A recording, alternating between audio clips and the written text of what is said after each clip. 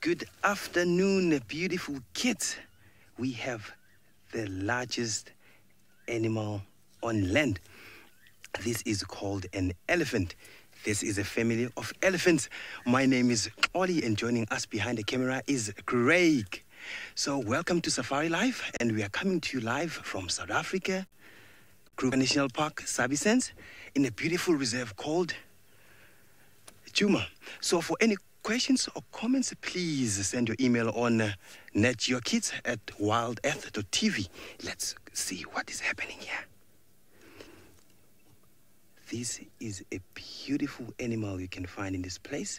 It's the heaviest. You can see it's feeding. This one is a big bull. It can weigh up to 6,000 kilograms. That's 6 tons.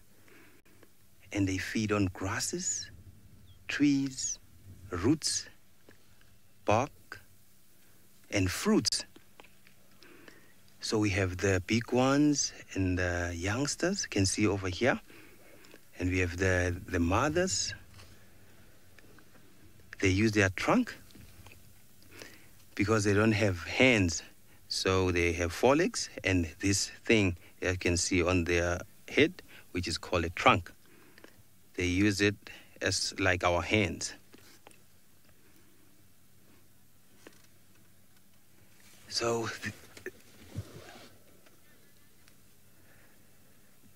and this thing, it is so flexible, and they can reach higher places to get the leaves. And see, this one has big tusks. The tusks are this horn-like structure that you can see from the mouth. This is a modified teeth, so it helps these elephants to remove the bark when they feed. And sometimes they loosen the soil, the hard surface, when they need to put the sand on their bodies. They do that more especially after they are from a water hole. So for now, our elephants are moving away from us, but there's a lot of activity in this place. For now, let's go to Steve and see what he has for you. Good afternoon, everybody. Welcome to my vehicle, where we have got a family of warthogs that are down in the sort of low-lying area and busy feeding on the grass. You'll see there's 2 adults and 6 little youngsters, little piglets. And what they're doing is they're busy stripping the end of the grasses off, the grass seeds. And when we move off from the sighting, I'll try and find you some and show you how tasty the seeds are. In fact, very, very good nutrition. Good afternoon. My name is Steve. I'm joined by Senzo, and I'm sure you've been told how to get hold of us. Get your guardians to send through an email at natgeokids@wildearth.tv. We'd love to hear from you this afternoon. Let us know what's going on in your world. But for now, we've got a very nice family of warthog that, like us, have, well, I would like to cool off. It is very, very hot. It is 93 degrees Fahrenheit, 34 degrees Celsius in the African sunshine here in the Sabi Sands in South Africa. And you can see they're all looking a little bit dark. They've all been swimming. They've all been in a little mud wallow, an area where water is accumulated from the rain, and warthogs absolutely love mud wallows, just like elephants do. And I think the elephants you saw with Polly were also looking quite dark because they'd also been close to a watering hole. So that was our plan. We're on our way to a very big watering hole called Chitwa Chitwa, and we're hoping to find elephants there that are going to try and have a swim, because that is the best thing to do on a warm day like this, is to watch elephants near the water. But it's very special to be able to see a family of warthog so relaxed like this. Bob, what is not to love about little piggies? And these guys are doing they're doing very, very well. We're in an area of a very high leopard density, And leopards love to catch little warthogs. They are a favorite on the diet of leopards. And, well, this family seems to be doing very, very well. But you'll notice that they're out in the middle of the sunshine, busy eating, because this is the time of day when our leopards and lions are least active. So it's a good time for them to eat. And as it starts getting cooler, they'll all start making their way to their little burrows where they will spend the night for safety. Very good. So we're going to move off from these piglets that are thoroughly enjoying. You see how they're eating the end of the grasses there. They're not actually grazing the grass now. They're mainly feeding on the seeds. Can you see that? And the little seeds and the grasses have all gone through their reproductive stage, and they've all got some form of seed on the end of the grass stalk, which then gets distributed by the warthogs when they'll move. Later on, they'll obviously have a toilet stop, and those seeds will be moved around exactly how they're supposed to be. Well, it seems like Holly's moved on from his elephants, and he's found the most common antelope around.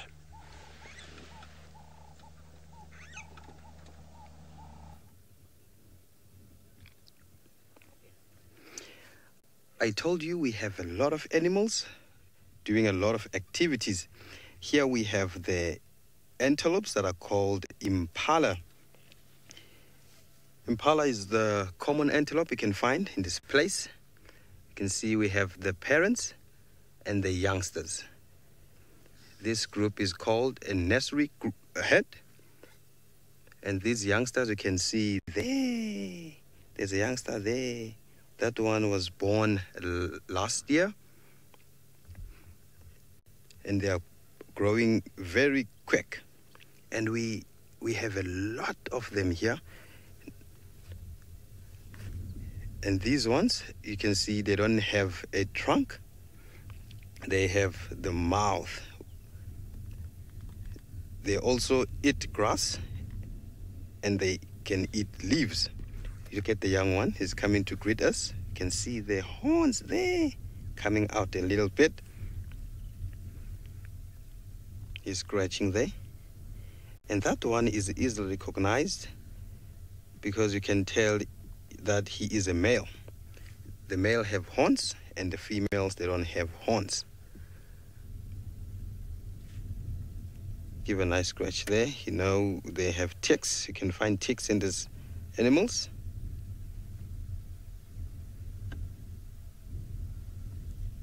Oh, nice one. You can also find ticks in the ears. Maybe it's itchy there. That's why it has to be helped by another impala, so that because he can't reach that area there. That's why they live in a family, because they have to take care of each other. Oh, that's nice. Very cute. Just like scratching your friend on his or her back, because, you know, the hands can't reach properly on our backs, so they really need to scratch themselves.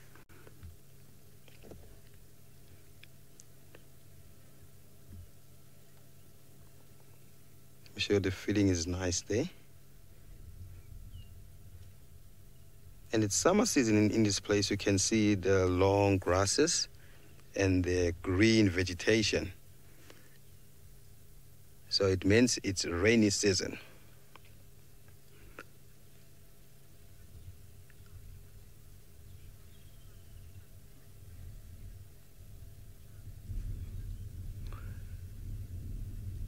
John, do I think impala have a...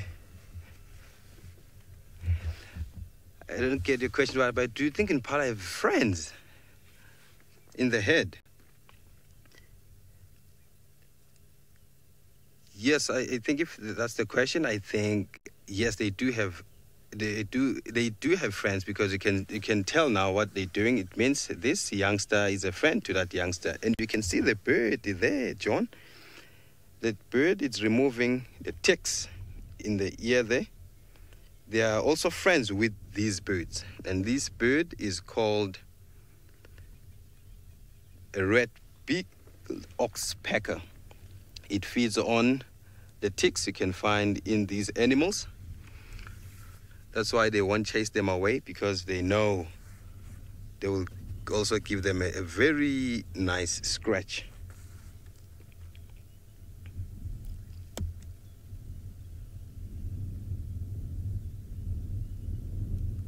You can see he's enjoying that bird being on top of his head.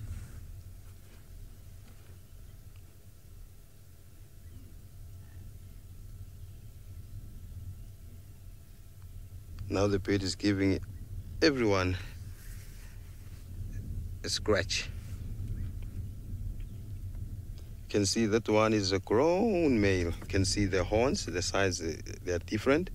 This one is older than that one, and this one is a female. You can see it's an old female. Maybe she has a lamb around here.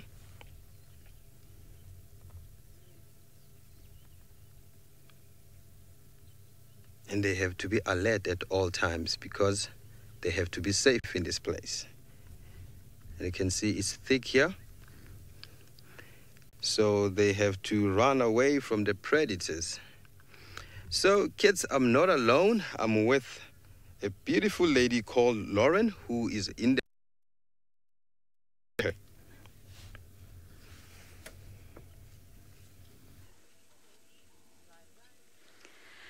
Well, it's not such a beautiful day up here in Kenya, in the Masai Mara.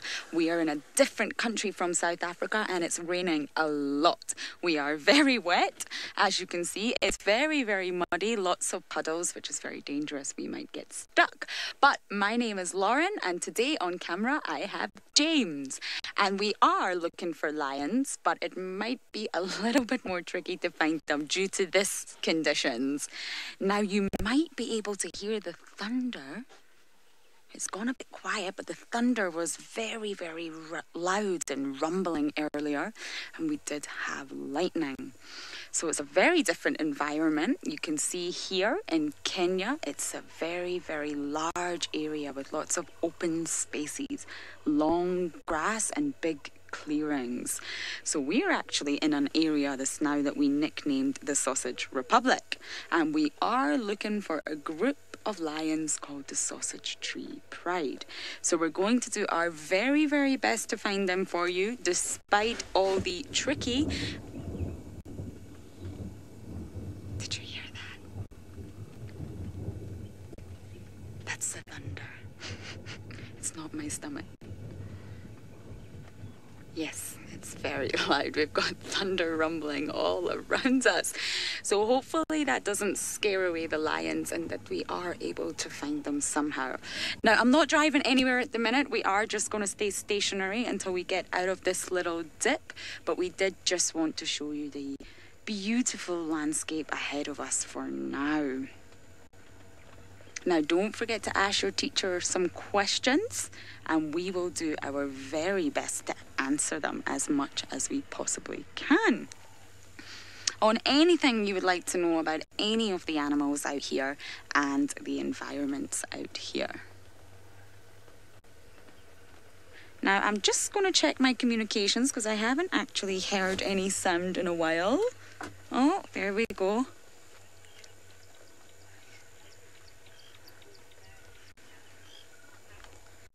Pat is asking, could an elephant survive if it was struck by lightning?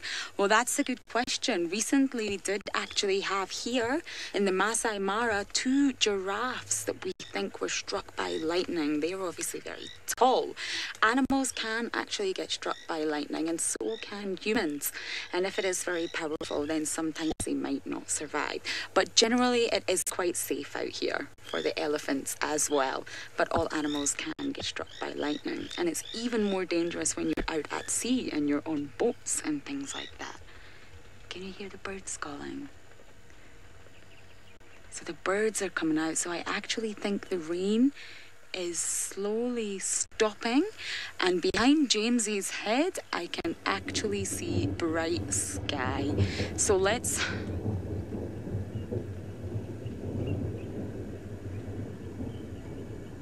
I'm just letting you hear the thunder.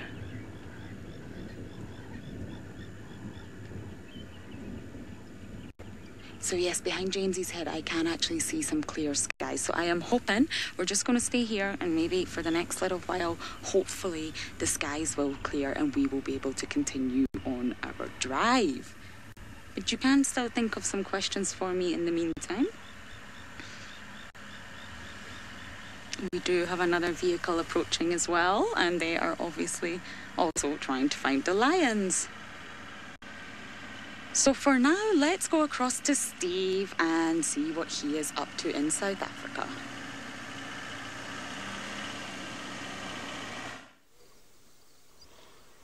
Well, thank you, Lauren, and welcome back, everybody, back down to South Africa and to the favourite watering hole in the north of the Sabi Sands called Chitwa Chitwa. In the background, you can probably just make out the lodge.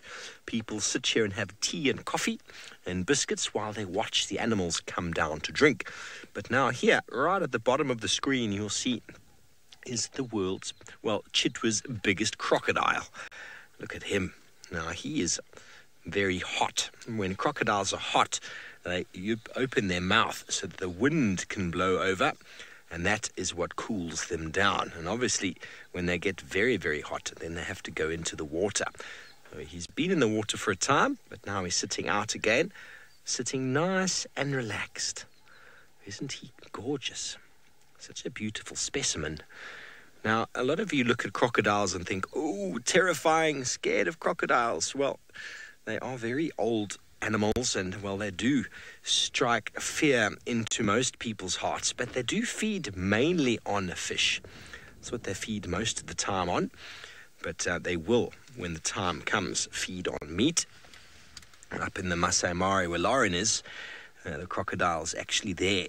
They feed on meat during the migration. Not so long ago, down here in the Sabi Sands, was last year, there was a lightning storm that hit one of the watering holes, and the crocodiles had a feeling it was coming, and they got out of the water, but it killed a few hippos that were in the water. So isn't that incredible? There's this weird instinctive thing. I mean, it's not often crocodiles will get out the water and move away from it, and they knew somehow to move out of the water, but the hippos got struck in the water, and, well, they didn't survive. They got electrocuted. Here we go. Here's some hippos. Lots of hippos in this watering hole. And they are having a lot of fun swimming in the water, making me very, very jealous. We were hoping to find elephants when we got down here that would come and drink and maybe splash around, but none at the moment. We've got the hippos at Chitwa. It is a beautiful afternoon. There's almost no wind, but I did promise you I would show you something that the warthogs were eating. And I stopped at the side of the road and I grabbed a few grasses to show you how these grasses work. And I've got actually two species over here.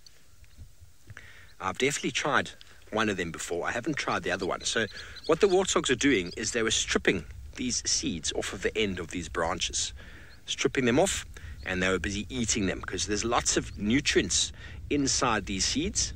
And I'm going to strip some off myself. Very tasty. Very tasty. Do you want to try some, Sens? Very tasty.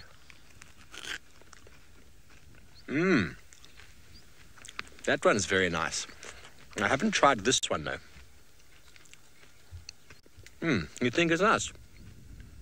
I can see why the warthogs are enjoying it so much. But I haven't tried this one. This is called signal grass. You can see it looks like a sign. It tastes, Faith, what does it taste like? Sens, what does it taste like? It's like a florally peanut. A peanut mixed with a little bit of grass. It's hard to say. It's hard to say. What do you think it tastes like, Sens? It's tasty, though. But this one you've got to eat when it's purple like this. That's when the seeds are ripe, and you get lots of birds that come here to feed just on those seeds. So this one is called Panicum maximum. I know that's a lot to take in, but it's one of our blue guinea grasses, or also known as a buffalo grass. And you'll also find buffalo like to eat the seeds, but warthog like to strip them off. But I haven't tried this one. This one's called signal grass. You can see the shape. It goes off as a sign, almost like a signal, doesn't it? And while they were eating this one as well, I'm going to try. I'm just going to have a little piece, though, first, because I'm not sure.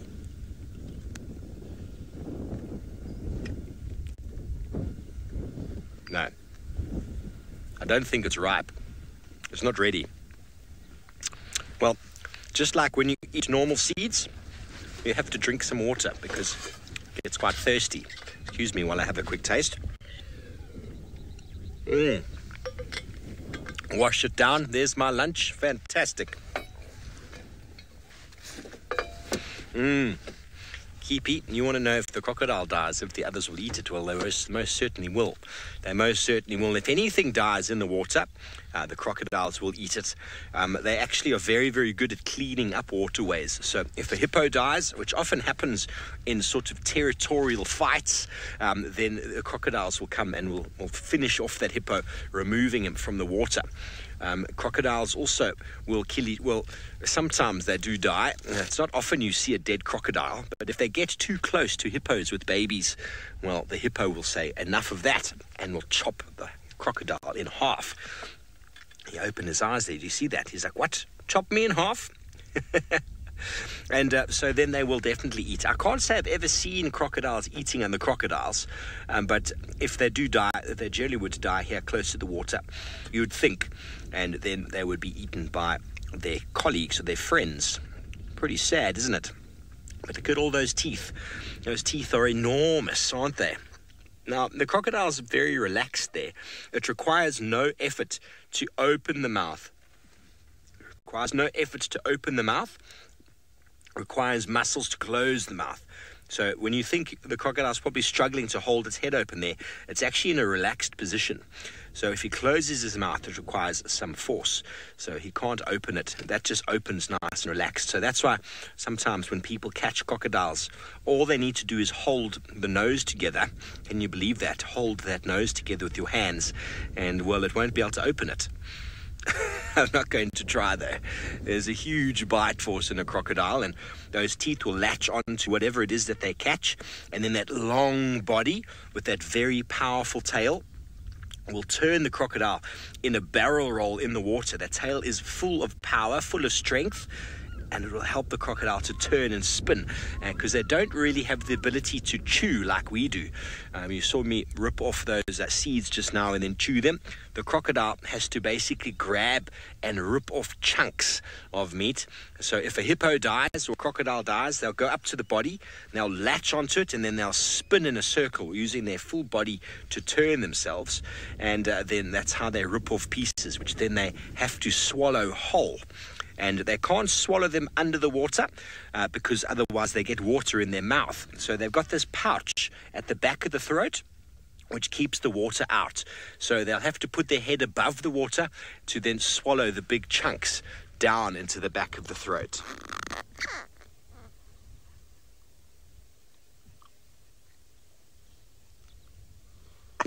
Paula, you would most certainly have a sore jaw if you sat like this. You know, jaw dropping, isn't it? There's definitely something. But I mean, you know, when some of your friends fall asleep, because none of us do it, of course. It's only other people we know when we see them fall asleep. Sometimes they fall asleep and their jaw drops and they start drooling. Well, that's exactly what's kind of happened with the crocodile. He's so relaxed that everything is just opened up. So it's kind of what we have done as well. When we're very relaxed, our mouth kind of sags open, doesn't it? Okay, well, there we go. Oh, now there we go. The hippo is showing us why they are so important in these rivers. He's also shouting at us there. They eat grass outside of the water, and then they walk around outside and inside, and they spread their dung. You saw how it was spreading it there? And what that dung provides is it's lots of organic... There's another one doing it now. Ooh, he's flinging his poo. What he's doing there is he's spreading the dung out, and then what that does is it provides a lot of organic material for fish to feed on. Lots of insects and bacteria and microorganisms are then also living on those organic material items that are in the water, and then that provides food for all the insect-eating birds and all the fish-eating birds and all of that. So hippos are very, very important for the ecosystem for that reason.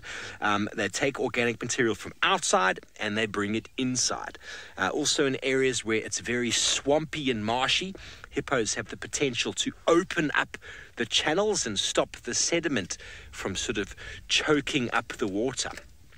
Big dog, you want to know if crocodiles kill hippos? Well, They do. They will try. I've never seen a crocodile kill a hippo, but, if a baby hippo strays too far from mum, it's fair game to the crocodiles for sure. But if mum sees a crocodile come anywhere near her and her baby, it will flatten it. Hippos are much bigger than crocodiles. I think the world's heaviest crocodile ever recorded is about 2,000 pounds. And on average, most hippos weigh more than that. So most hippos weigh closer to 3,000 pounds, maybe even 4,000 for your big males. So if they decide they don't like a crocodile, they will just squash him with their weight and bite them with their very, very big incisors or tusks that are coming out. And well, the reason and the way crocodiles hunt their meat is that they grab the prey, same like an impala, like you saw there with Oli, and they'll bring it under the water when they will try and drown it. Now, I don't know how many of you can hold your breath for very long, but if a crocodile pulls you under the water, you generally drown pretty quickly. And most animals do because they're not very good at holding their breath. But hippos are very big and they can hold their breath for 6 minutes at least. So it means the crocodile has to be strong enough to hold the hippo under the water for more than 6 minutes without it hurting him. And it's very difficult to do. So crocodiles generally leave hippos alone. They basically will just do what they do, and they give each other a very wide berth. But to the right of the crocodile, there's a couple of very nice birds. The white-faced duck there feeds on organic material, and the blacksmith lapwing on the right is feeding on little insects that are coming to the surface and are on the edge of the water there, and the insects are obviously growing off of the organic material that the hippopotamuses have provided. So because the hippos are here, it means it's a healthy system, and so you get lots of other organisms growing and living there as well. So you see the goose is much bigger, the duck is much bigger, and they're very splayed foot. Let's see if he's going to come any closer to that crocodile. He's very close. Birds have to be careful. Look how close he is. Would you want to be that close to a giant crocodile? I would be very scared. I'd be very scared.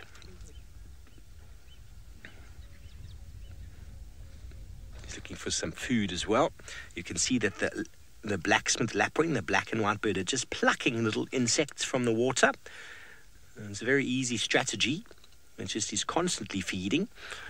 And ducks and geese actually have the potential to feed on organic material that's growing on the edge, or also organic material like algae and the like that is floating in the water, because they've got very specialized beaks.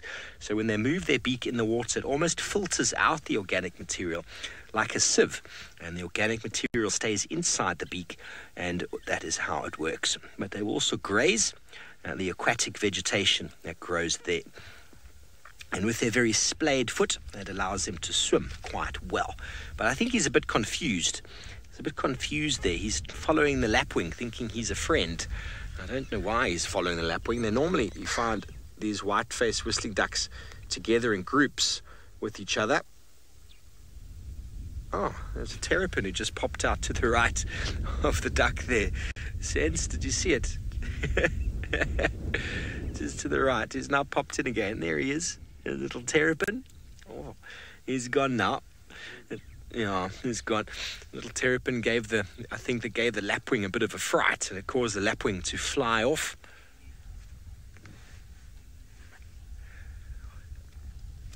Cecilia, aren't they incredible feet? I mean, they make them walk very strangely. Ducks and geese don't walk very well. They always walk a bit funny. But can you imagine having such large toes or feet like that? You'd be able to swim so well, wouldn't you? Be able to swim like an absolute Olympic athlete. Well, anyway, it seems like Holly has managed to find a feathered friend. Let's quickly go over to him and see if he can mimic the call.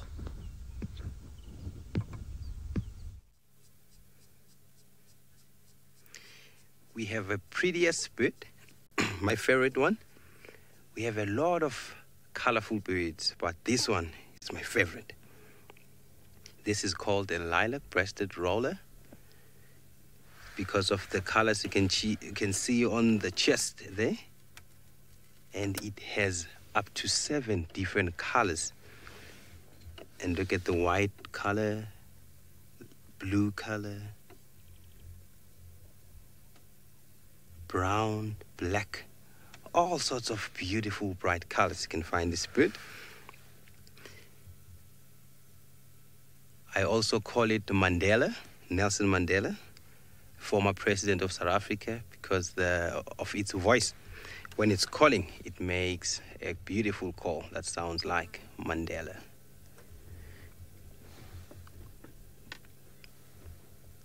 Let's play its call and see whether I will be able to mimic, because it has a different call.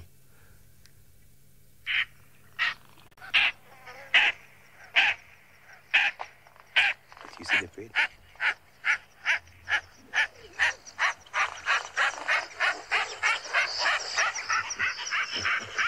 Let's not disturb it. You see, it's panicking now because I'm playing a call.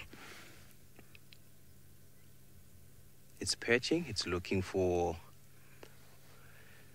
insects, and it can also eat scorpions. Peter, you want to know what bird that doesn't call? A bird that doesn't call is called a European roller. It's the same family as this bird. It comes here at this time of the year. Let me show you a European roller. In my phone, it's not there. Let me check it in my book. It's a summer visitor. It comes here and it leaves when the summer ends.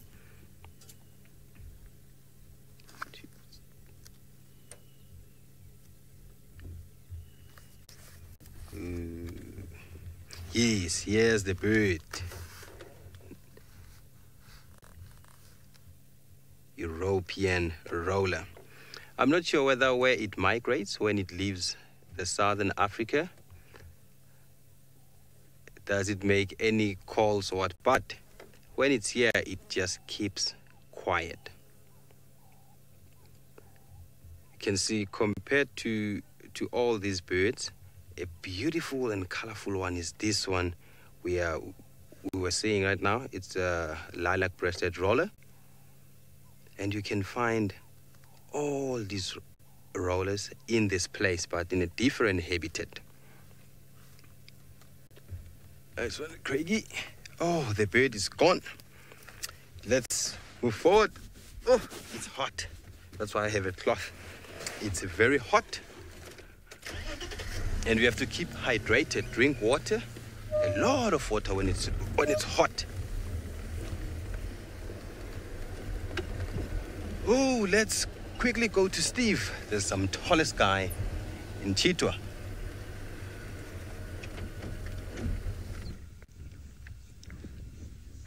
Well, everybody, look how exciting this is.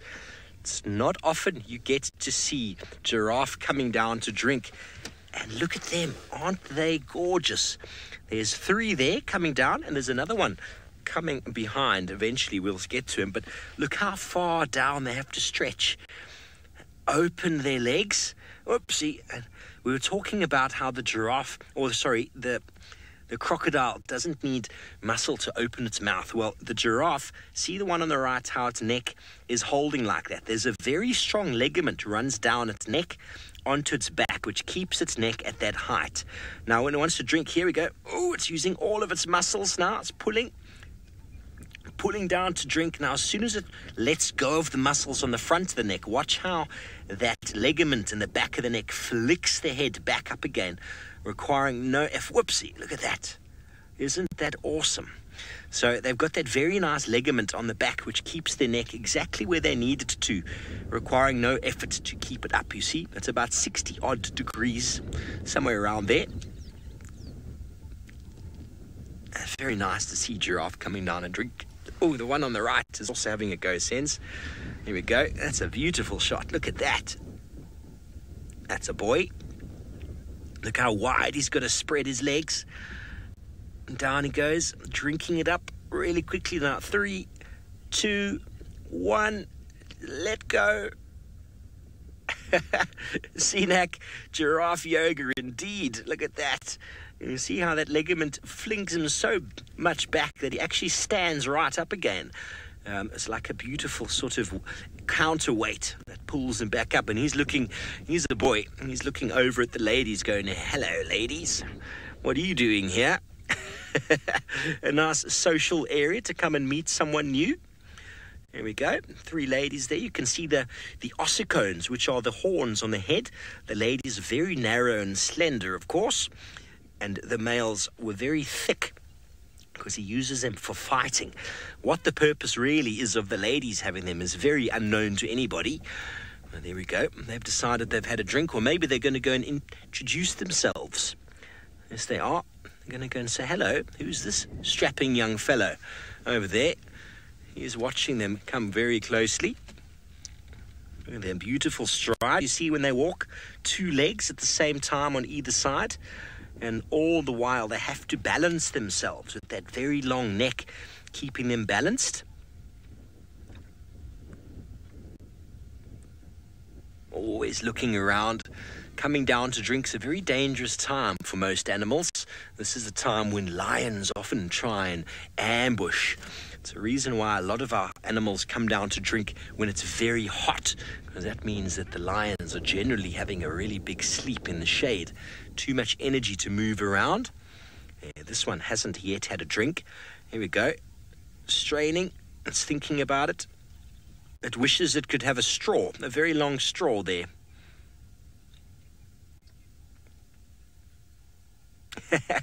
Saul, you want to know if animals get sick by drinking the water that has poop in it? Well, not really. It seems like most of these animals out here have got a very, very good constitution when it comes to what they can drink. But there was something that happened here about a month ago now. Maybe it's more than a month, due to the water level being quite low and due to maybe a huge input of the hippo's sort of urine and sort of a change in the pH of the water. Actually killed quite a few fish. We're still not 100% sure what exactly happened. Oh, look what we've got in front of us here on the road. It's quite frightening, Senzo. Quite frightening. Senzo, just going to quickly go over my head and watch something moving very quickly across the road over here. Hello, there's a monitor lizard. Looking very full-bellied. Look at that. Now, these guys, they love to dig up and eat crocodile eggs when they can catch them. There's a monitor lizard. It's moving across the road. Do you see how its tongue is moving out, slithering across? The monitor lizard, like snakes, they taste everything in the air with that tongue, and then it goes into the mouth, and then it communicates with something in the brain, which tells them all sorts of things that, well, we can only guess at, really. How cool was that? I just looked forward, and this thing was slithering in front of me. It gives you a little bit of a chill in the bones. Okay, well, let's go back to our male giraffe there, Sens. He's looking quite sad, because the ladies just walked past him without any sort of without even a glance. But there is one more lady who is going to have to walk past him, and he's going to be like, hello, I'm here. Let's see if she's a little bit more accommodating for him. He's posing. He's showing her his right side. It's definitely his best side. He knows it. He's like, look at me, standing so tall over here, as only giraffe can do. Oh, look at that. A waterbuck is coming from the back as well, behind the giraffe. And there's a few waterbuck. They're also going to come down and drink. Oh, no. The lady's given him, she's shunning him. She's walking off to the left, and he's going to be very sad and lonely. He realized he's been rejected. He's now going to go hang out with the waterbuck. Hello, Madra. You want to know how often giraffes drink? And I honestly don't know. You don't often see them drinking. They do get a lot of the moisture that they get from leaves, from the trees that they feed on. But I don't know if giraffes have to drink every day. I think as a browser, they probably get a lot of their moisture from the vegetation, especially if it's been raining. But it's not often you get to see them drinking. But they will, when there's water available, they will drink. So I don't think they need to drink as much as a lot lot of these other animals, these grazing animals, like myself and Senzo eating those seeds. We got very thirsty. Any seed-eating or grass-eating animal gets quite thirsty and they need to drink regularly. But giraffe, probably once a day, but I'm not 100% sure if they even have to drink every day because they get so much moisture from the vegetation. There we go. The waterbuck has been chased by the giraffe. How scary. There they are. They're coming around. Waterbuck have to drink a lot. They drink all the time. They're very close to water. That's the name waterbuck implies.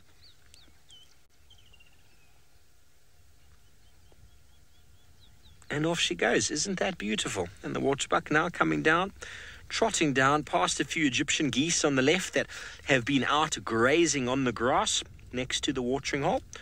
Never too far away, but look how much smaller that waterbuck is compared to that giraffe. It's not a very big waterbuck, but it's still a decent sized animal. It's a good 3 times bigger than the impala you saw earlier. Maybe even more than that. He's going to come down. A big female waterbuck weighs about maybe just under 300 pounds, maybe closer to 300. Males a bit more. Here we go. They're going to come down and drink. You see the hippos in front of them. They're not too bothered by hippos in the water. Hippos are invariably grass eaters. Okay, well, thank you, Giraffe Girl. You said that giraffe only drink every few days. Well, thank you for confirming that for me. And, well, this waterbuck needs to be careful. Remember, we saw some crocodiles in the water. So that is a very good technique. You see what the waterbuck's doing. If you ever are down here at a crocodile-infested river or watering hole, you ever do happen to get there, walk down to the water's edge and then walk left or right 10 to 15 meters. Quickly wash your hands or your coffee pot or whatever it is you needed to do and then leave. Because the crocodiles, what they do is they will see an animal coming and they will triangulate the angle that animal is coming down to the water, and they'll go under and they will just basically lie up in ambush right underneath where that animal was about to come. There we go. There's a crocodile that's just disappeared into the water. He's trying to sneak up on us, but we have moved on. So if you ever happen to go down to the watering hole in an area where there are crocodiles, just move 10 meters left or right of your angle of approach. So if you're walking down to this point here, walk down and then move left or right. Because if the crocodile wanted to try and catch you, it would come underneath the water and it would sit under here. And they can disappear in water this deep. It's unbelievable. And with that big, powerful tail, they'll coil it and just at the end, they'll push it, snap and pull you in the water.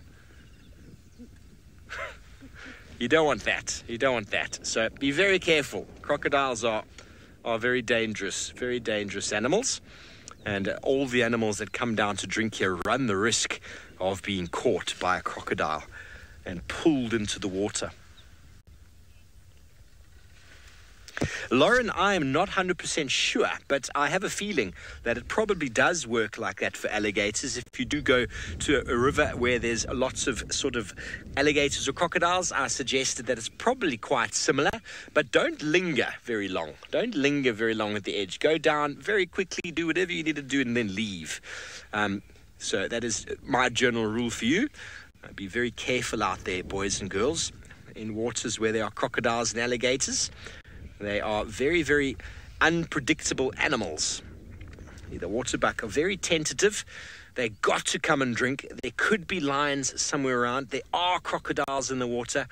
But the animals have got to drink. They have to drink every day. So it is one of those things. It's very stressful for animals to come down to watering holes.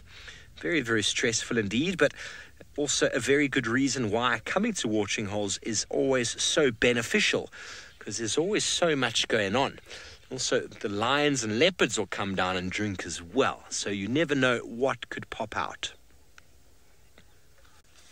Sinak, I doubt giraffes could survive in proper deserts, but we do get the giraffe living in the Kalahari, which is renowned as a partly desert, but they follow the riverine areas where there is water underneath at the surface, and there is lots of acacia trees along those river courses that have got very, very green leaves that the giraffe are able to feed on.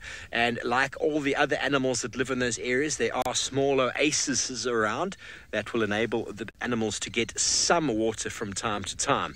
But they're not excluded from those areas, but from leaving the riverine areas would be fatal for the giraffe.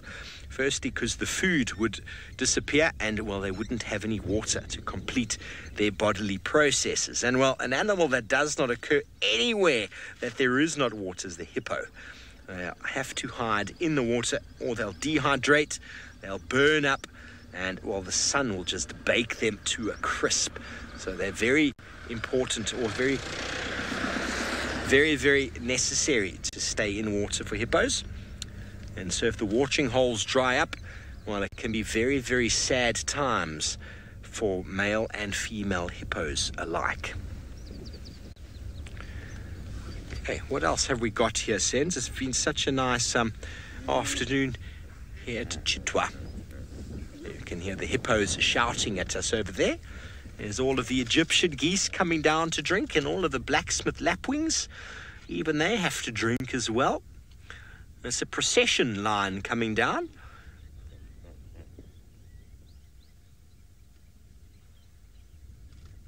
So many birds and hippos.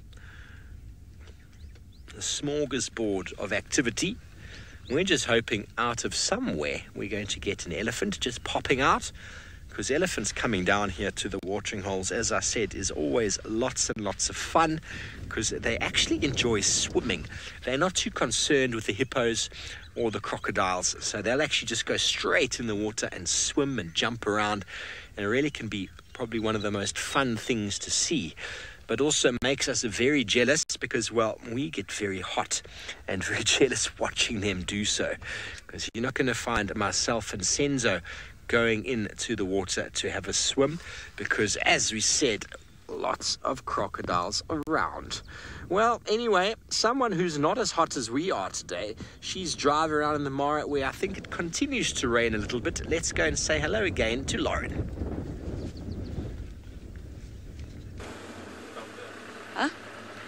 So we did manage to get out of our marshy area and we survived, which is not too bad. I'm very impressed. The rain has gone off, but the weather here is really still not good. So I'm just going to scan around and see if we can actually see anything here now that it's cleared up. It's very difficult driving in these conditions when unfortunately... Oh, what have we got here? It looks like we have a huge herd of buffalo with lots of birds sitting on their head. Look at that. The buffalo are obviously not bothered by the weather today. And these birds sitting on their head, I think, are the cattle egret birds. So they hang around generally cattle, especially buffalo out here. So there's lots and lots of buffalo. And buffalo are the favourite foods of the lions here. Unfortunately, I'm having a little bit of communication breakup, so there was a question, but I'm just going to ask my lovely director to repeat it again so I can hear it while we look at these buffalo from a distance. They're very, very, very far away from us right now, but my wonderful cameraman James managed to spot them. Still not getting the question, I'm afraid, so I'm just going to keep talking on about buffalo. We're in a little bit of a rough patch and I'm getting breakup in my communication, but that's no problem. So, buffalo are the favourite food of the lions out here, and they are very, very large animals. They're humongous, in fact, and they have big horns on their heads that they use for protection. So the female's horns are slightly smaller than the male's and thinner. And the males have huge, huge horns on top of their head, which must be very, very, very heavy for the buffalo to carry around like that. Now you can see the buffalo stick together. So this is obviously for protection as well. So if all the buffalo are together, then they can protect themselves against any of the predators out here.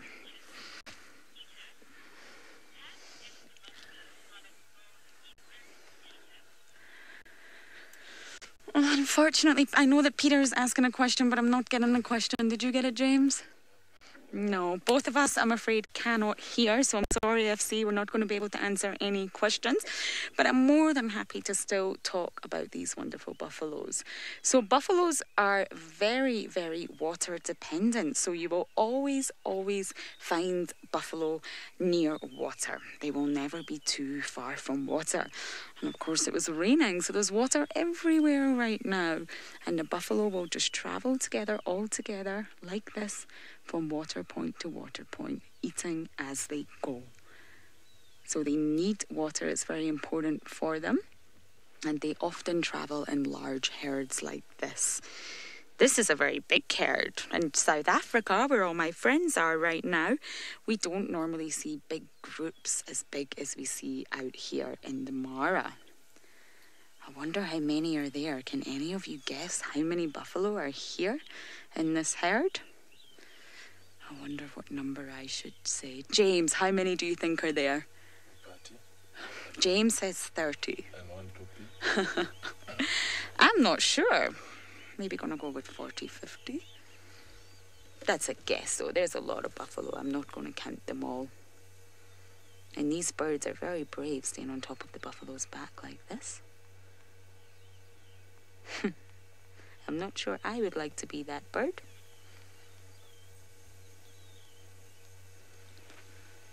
So we are going to continue on a little bit, and hopefully as we drive we will come into communication again.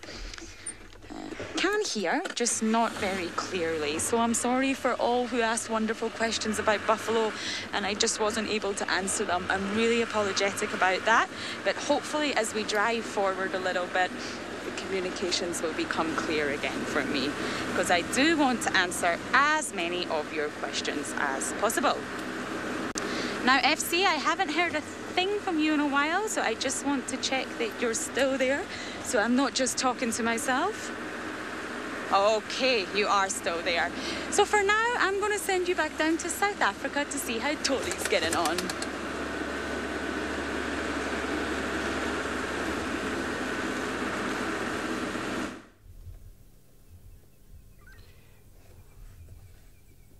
We have another bird, which is called a fork-tailed drongo.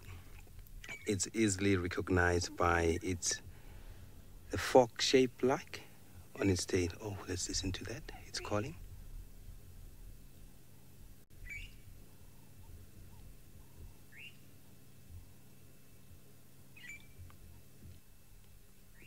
Nice one. Sorry. You can see it's perching on top there because this bird relies on other species like antelopes to disturb insects, and then it can feed on them. What it does, it follows the animals, like for example impalas or elephants or buffaloes. Then it flies from a tree to a tree looking for insects, and they can catch them in flight. Oh, it's gone. That's a fork-tailed drongo. You saw the tail like a fork.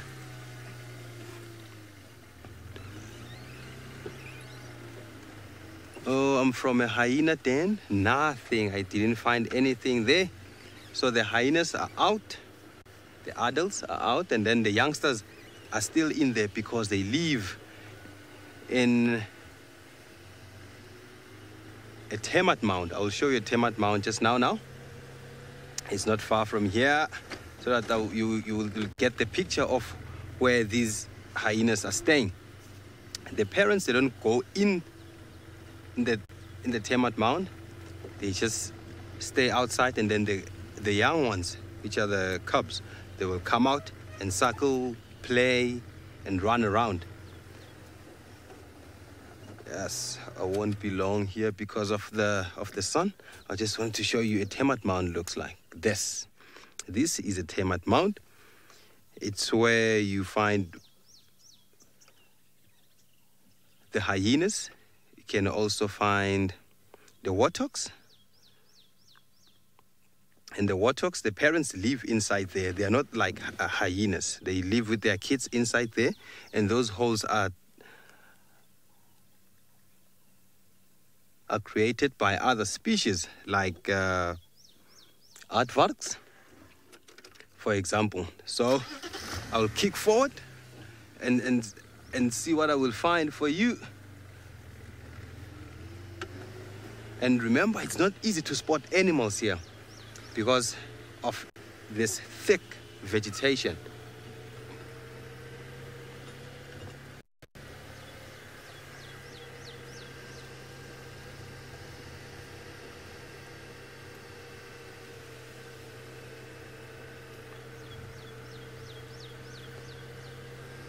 Oh, what a nice weather.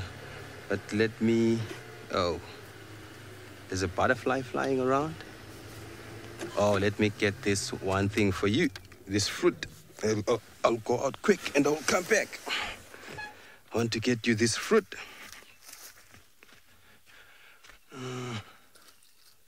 One fruit. Put this one in here.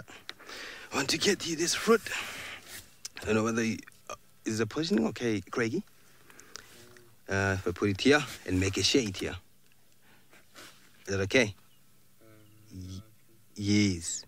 This one fruit belongs to this tree I just picked. It's a combretum. You can see it has 4 wings. We call this seed a combretum seed. It has 4 wings. So why it's different from others? It's because not a lot of birds, they can get an access to what it's inside there. I've seen birds like parrots. We find brown-headed parrots. They have this strong beak. So these are the birds that have an access to the seed inside there. So what happens is that's why it has 4 wings, because it relies on wind to disperse the seeds. So that's why we have combretum. We find bigger ones. There are big ones than this one, which you can find here. Those are called the large fruited.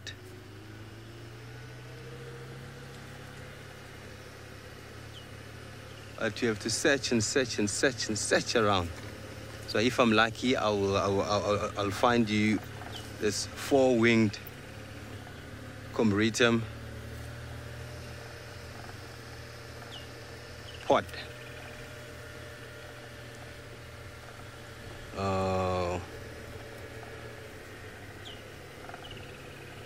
So you can hear the birds. Oh. Nothing. And I have something interesting because I saw birds.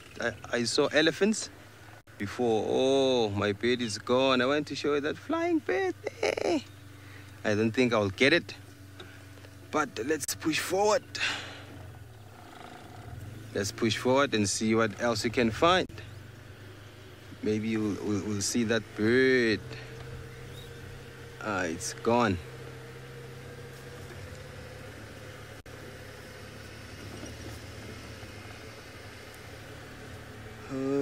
Kids, these animals are hiding because of it's hot and they need to be in a shade. So that's why they're hiding away from us. But we've seen a lot.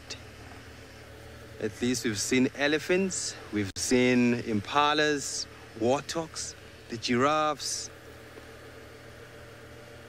and also we saw the hippopotamus.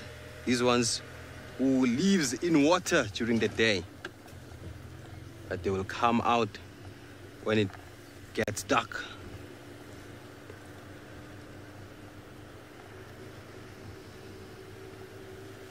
So hopefully you've enjoyed. I've enjoyed being with you and giving you more information. I hope you you will learn much and more about what we've saw.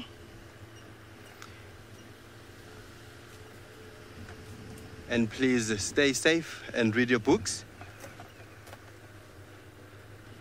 And I thank you for watching. We will see you when you get time to watch. And goodbye.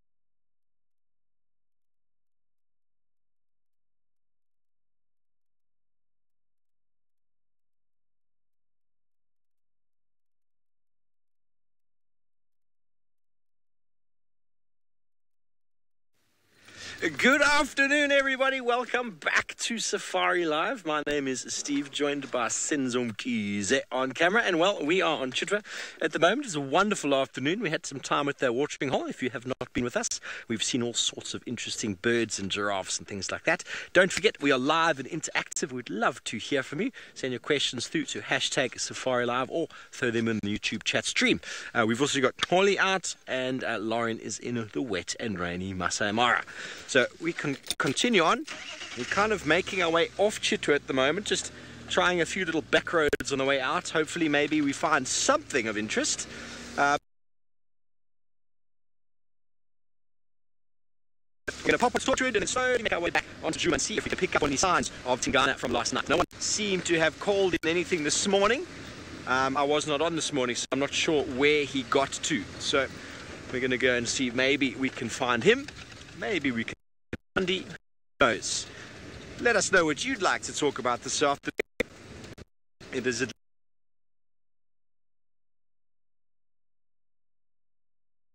cool which is serious. Well, we seem to be losing a little bit of picture over here while we make our way back onto Torchwood Juma side. Let's go to Molly, who has got an elephant. Sorry about that, the gremlins.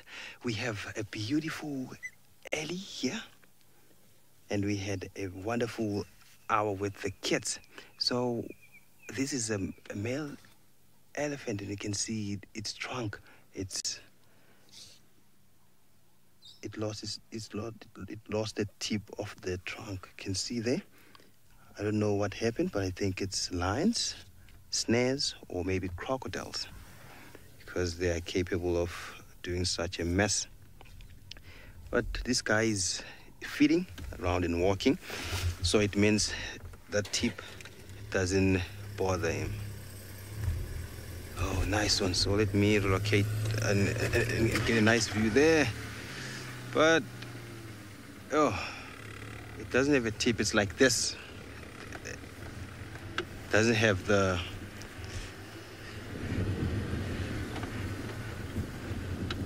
So I think it has survived because it's feeding and and it's not bordered at all. It's walking very fast and quick. So I'll just let me just go this side. Oh, it's thick here. Or let me move forward so that I can get his face. Patient, people, patient, please, because the area it is so thick here, so I can't really see this guy. Let me quickly move forward and then I'll make it take a quick turn. Sorry, Ellie. Sorry, Ellie. Sorry, Ellie. Sorry. No, I think it's good. Is coming here, so... Oh, where am I going to make a turn? It's not a good idea. Let me leave him. I don't think he's okay, so I'll leave him.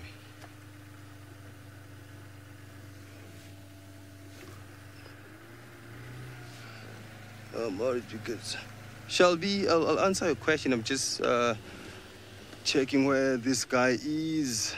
Oh, he went the opposite way. Oh, I think I'll leave him because that time I've passed him there in the back. He shook his head, so I think he didn't like our presence. So it's so nice to leave them alone. That's why it's not advisable to follow an elephant for a long period. Just have to have a nice quick sighting, then leave the area. So Shelby, your question was how far elephants can travel.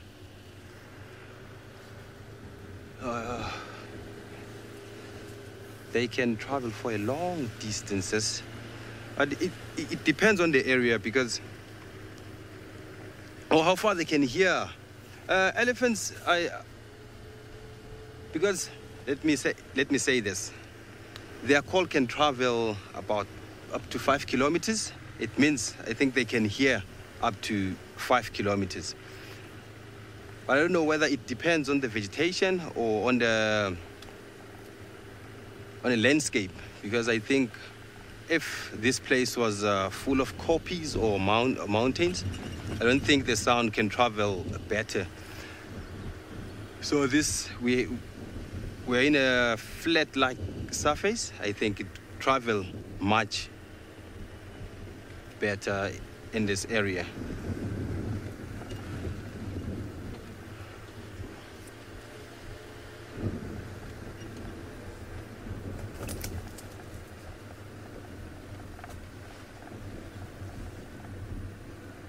How far elephants can be so silent when walking while they are so big. Oh, I have something interesting here. Is it Cresta? Yes, Cresta. The elephants, what they do is they have a sponge-like food structure underneath there. There's something like a sponge-like. Let me... Okay, elephants, they're like this. Their foot structure is like this. Let's say, for instance, this is an elephant foot or leg. Then underneath here, they have a sponge-like material, and then it has cracks. So when they step on the ground, those cracks, they open up, or the leg just spreads out. And then it doesn't create any noise. So when they lift up their leg, then they come together. So that's why they are so quiet. They are designed like that. We have this amazing web here, which it belongs to a community spider. This is a community nest spider. I think they are inside there. Sometime last week, I was driving with James and Trishala. We saw these spiders outside. There were a lot of them. They were trying to reconstruct the web because I think it was disturbed by an animal, maybe a bird, elephant, or an antelope. So we passed here, and then we noticed that they are outside, and we stopped. Immediately we stopped, they ran inside the nest there. And I thought they were these tiny little spiders, but they are not as tiny as I thought. And the web is huge.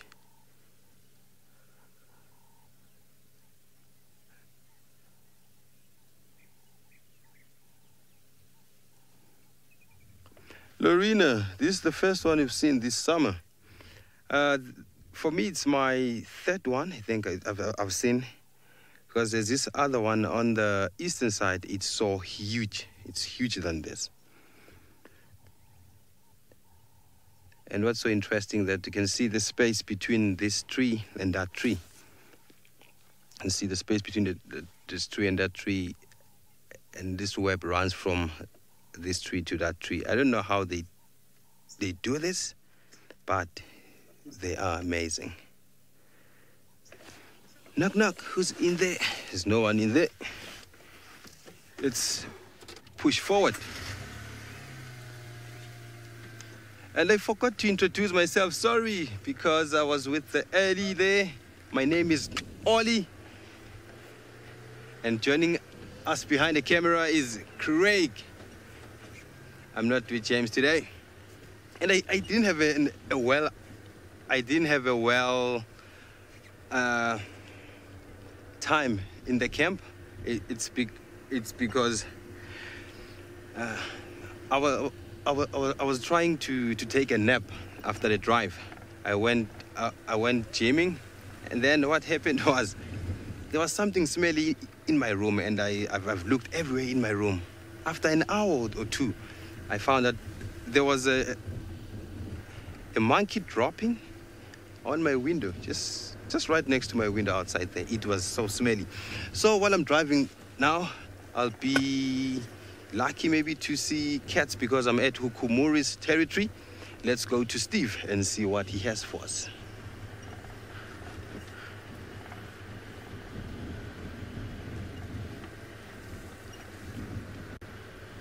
My life, I've heard someone say they couldn't sleep because of monkey poo on their window. Holly, you are an absolute gem. I know why he can't sleep, because he's challenged every single male person in camp to a beatdown on the 27th of April. Every single one of us. He said, he's building up, he's gymming, he's getting strong.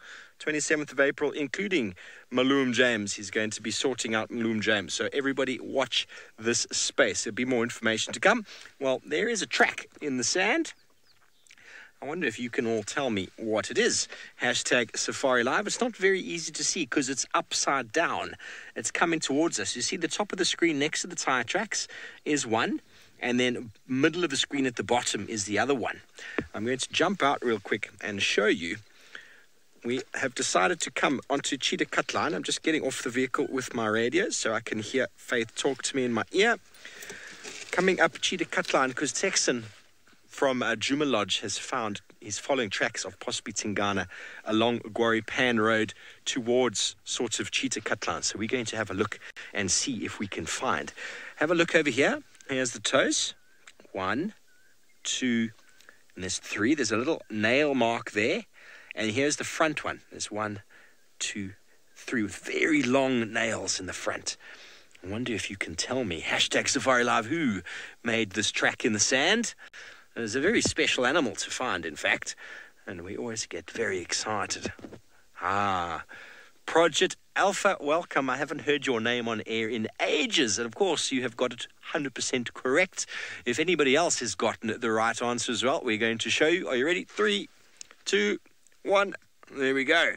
Okay, so we're looking at, this is the front toes over here, what I showed you in the front. And this is the back toes over there. So front foot, back foot of indeed Project Alpha, the aardvark. Very easy when you know what you're looking for, but many times people will confuse an aardvark for a warthog, sometimes even a kudu, sometimes a bush pig if you find one. Because what people do is they look and they just see this track here. They don't always see the rest of it. They see that and they think, that's a kudu or that is a warthog. But if you look at the entirety of the track and little nail marks around, it's a very easy track to identify when you know what to look for. Okay, very good. Another track for the day. So we're going to go up Chidakatline and see if there's any tracks of possibly Tingana crossing out, and if not, we're going to go back inside and give Texan a hand, seeing if we can find him. Still early days, so I doubt he's moving around now, but who knows? The Duke, it is his dukedom. He can do whatever he wants.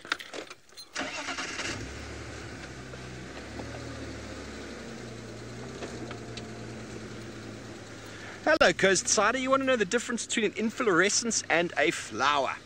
Okay, well, I will show you. I'm just going to get out to Coast Sider. Yes, I'm going to grab an inflorescence here. Oopsie, sorry. Let me take my... Just going to move out of the way. There is a vehicle on its way past.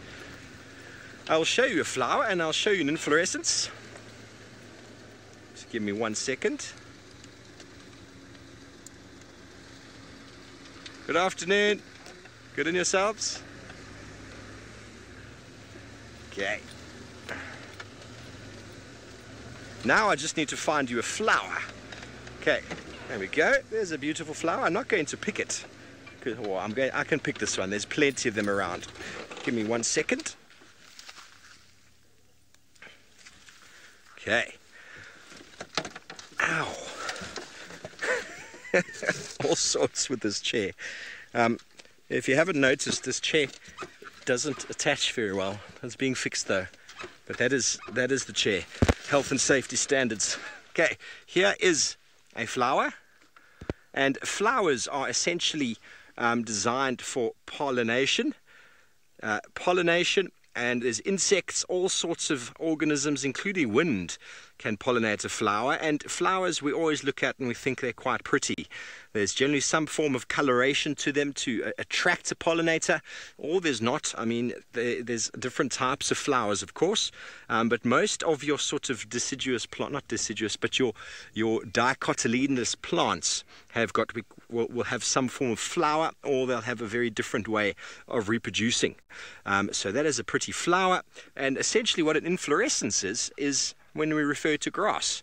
So grasses have got inflorescence, although you could also refer to it as the flower of the grass.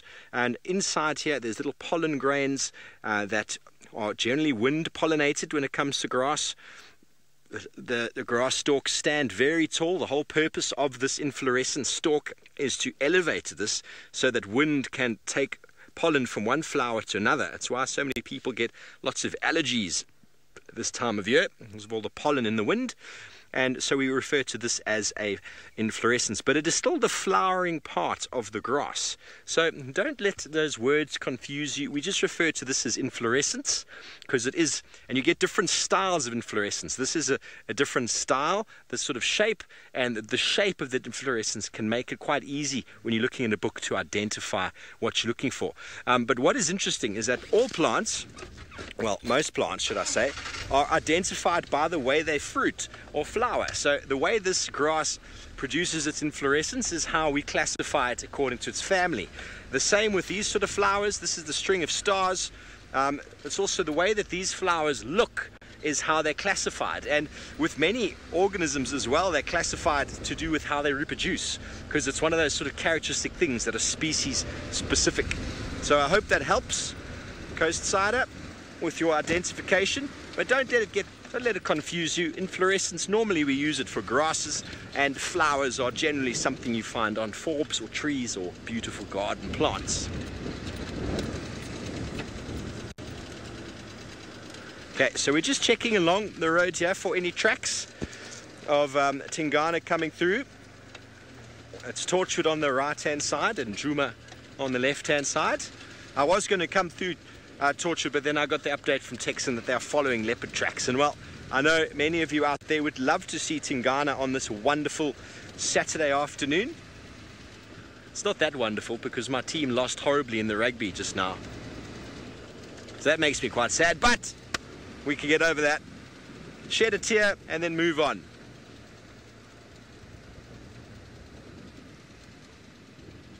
That's all right, Faith. Sen's already gave me a cuddle. I'm feeling much better. Hey, Sens.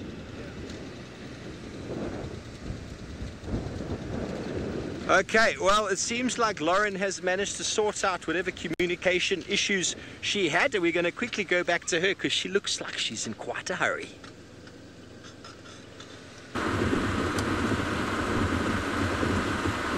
I am back. Oh yes, I am. I am alive. Hi everyone. I don't even believe I have said hello since coming out of the school drive, or have I? I'm not even sure. Anyway, hello. It has been an absolutely crazy afternoon. We did get news that the Cubs, the Sausage Tree Pride Cubs, were out and about. So we left camp so early, all of us geared up, a big team of us, to go get the Sausage Tree Pride Lions for you, as I promised this morning. And woo! That was a big splash. And unfortunately, the weather has just been abysmal. As you can see, it has brightened up. You can see in front of me, it's still cold and cloudy, but it's definitely brightened up a lot. As some of you guessed already, I was absolutely terrified of getting stuck. James has spent pretty much the whole afternoon just laughing at me because it's been really, really terrifying. But the point of the matter is I did not get stuck.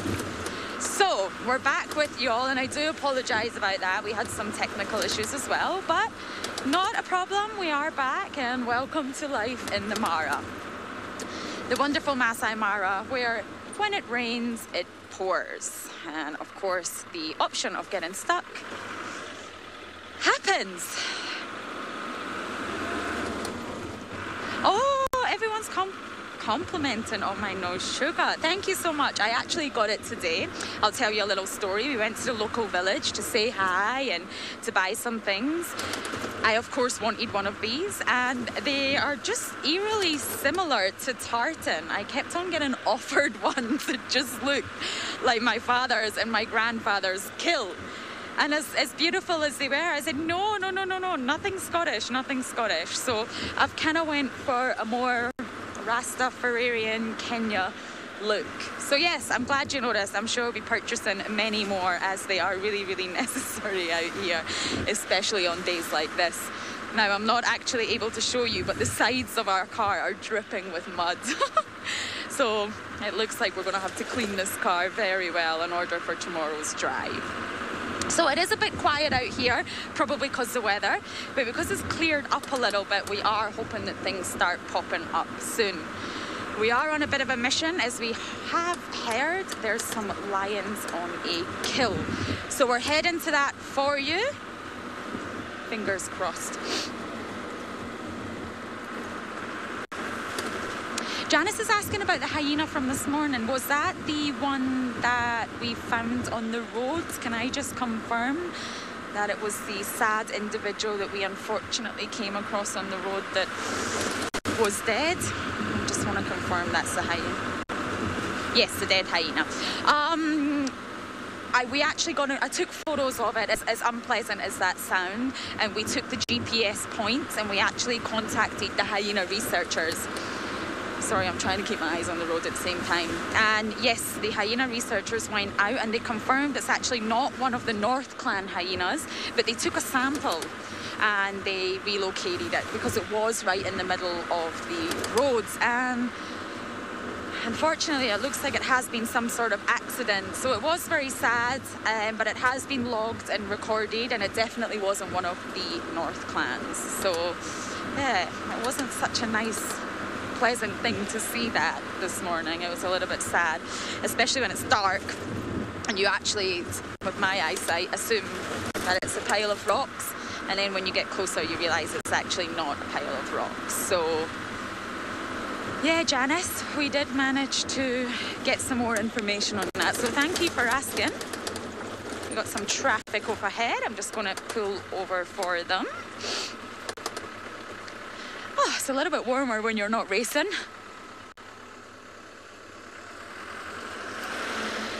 Alrighty, so we are heading somewhere. Don't worry, now that the rain has cleared, we are on our way. But for now, I'm going to send you all the way down to the boy whose name I cannot say, to see what he's up to.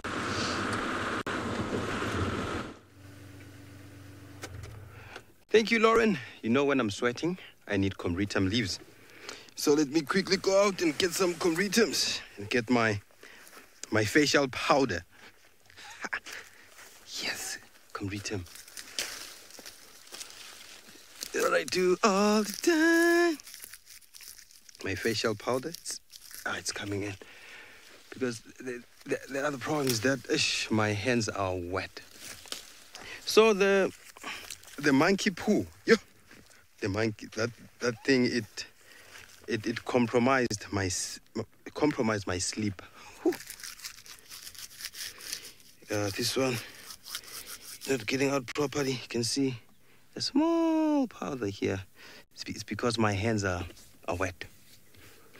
Oh, but it will work. I promise. It will work. So I need, because I want to use my cloth if the natural things are here. And the other problem I have right now, it's I found a tick here in my beard.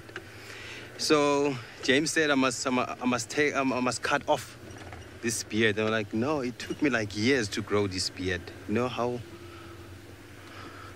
Yeah. And I've sent a picture of that tick to James last night, just before dinner. Then he said he wants my phone because I will die, because this thing will cut my head off. So I don't know what's going to happen, or maybe I will suffer from tick bite fever. And then Uncle James said it will. I will see all the symptoms in 2 weeks. So I'm counting down days. Then tonight will be the first day. But I'm sure I won't suffer from anything. So do you want me to cut my beard or not? Send your answers to #SafariLive on Twitter.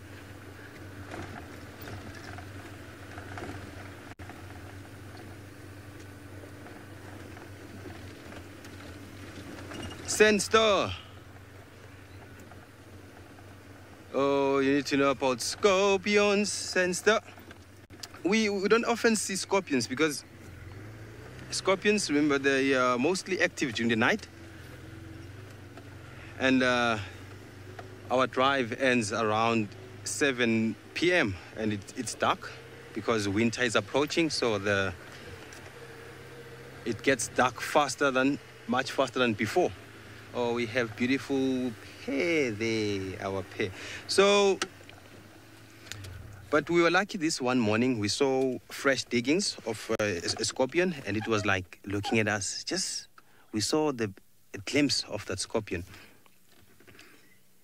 It was beautiful, hey? But I've seen scorpions in the camp at night, and I've seen these ones that are not, can say, not dangerous to us because they had these big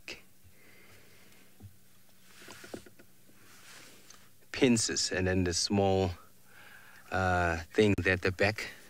So those ones, they are normally harmless, but they can give you a nasty sting. This is a beautiful pair that we normally see. Our migrants. You can see they are grooming there. And they are called the warbags. These are warbags. Eagle. I'm using my binoculars because I can see properly there. So I need to see. Oh, yes. These are the warbags. They are true eagles. Oh, ah. The viewer is saying I should keep my beard, but I'm scared now because maybe it will attract another tick. Oh.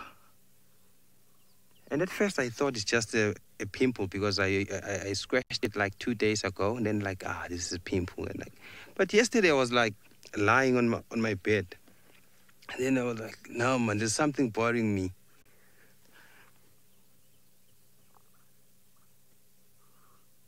Harry Gordon, I think I'll keep it because you say so. I will keep it. But But I won't sit still because it's painful. I don't want another tick to come to my beard. So I think I will cut it. I will shave it off. But I don't want to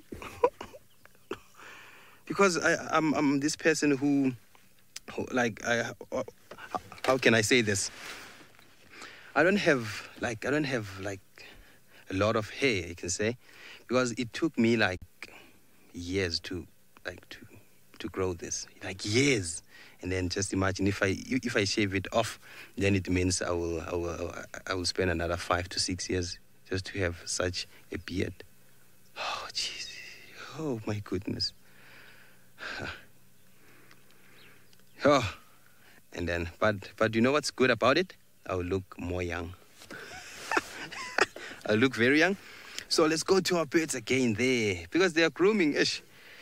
They're plucking out some dead feathers.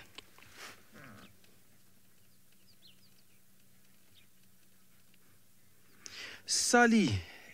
Oh, Sally, what an amazing question there. Have I seen a honey guide yet? That's it's called. No, Sonny, negative. I haven't seen any yet. And it's one of my favorite birds. I haven't seen any, but I'll be lucky. Maybe I'll see one because I've heard that Steph has seen one sometime last year. He was on a walk with David. They've managed to be guided by a honey guide to a beehive. So I'm not lucky. Probably I'll say it before the end of the summer season. Oh,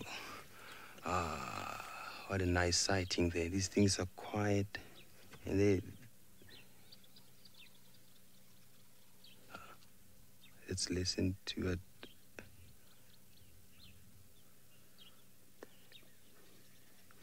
it. So let me take you to Steve, and maybe he saw a honey guide this year. Who knows?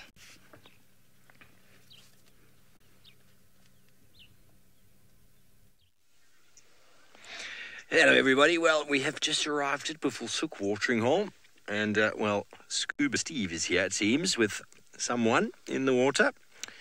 As always, they're home. We've also got there's one hippo, there's a second hippo. So asking about a honey guide, I'm trying to remember where I heard one recently, but I don't think I was here. I think I was on leave and I heard a great honey guide. I know when I worked in the Kruger up right in the north, we used to have them regularly up there. There we go, there's two hippos. Hello. A little bit of fun in the water. It's a hippo kind of afternoon. So I'm not sure. You don't get the lesser honey guide here that I know of. I haven't heard one. You don't get the scaly throated. That doesn't occur here that I'm aware of. And I haven't. Where was I when I heard that great honey guide? I don't think I was actually here. But I'm not 100% sure. It hasn't stood out for me. It's not something I've shown on drive or heard on drive. They are brood parasites in the honey guides. They parasite on whole nesting birds. So birds that live in tree cavities, such as starlings, barbets.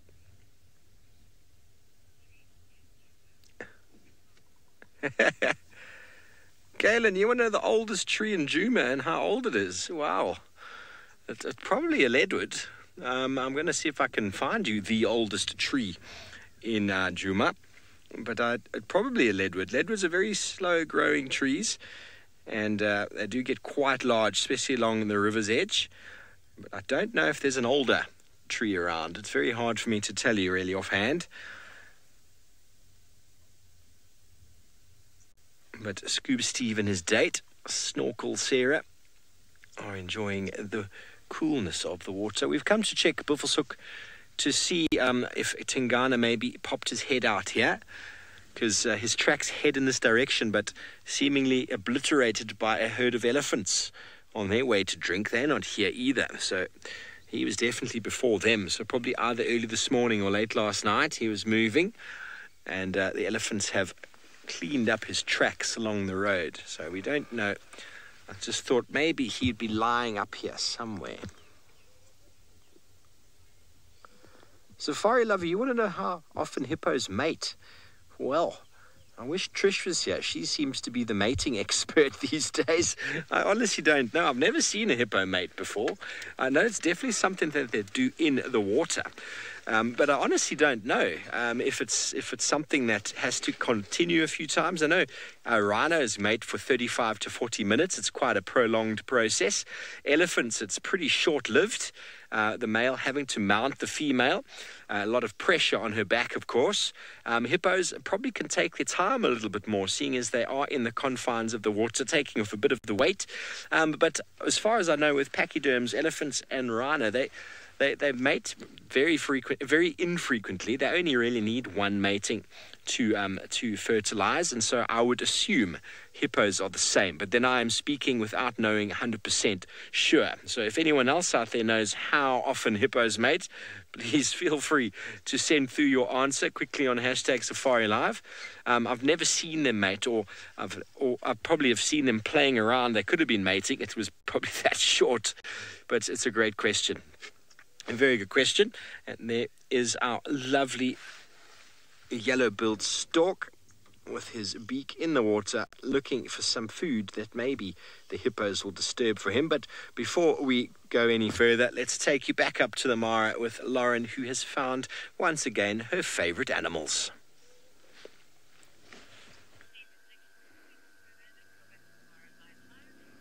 Yes, and in Namara you cannot get anywhere because there's just constant roadblocks.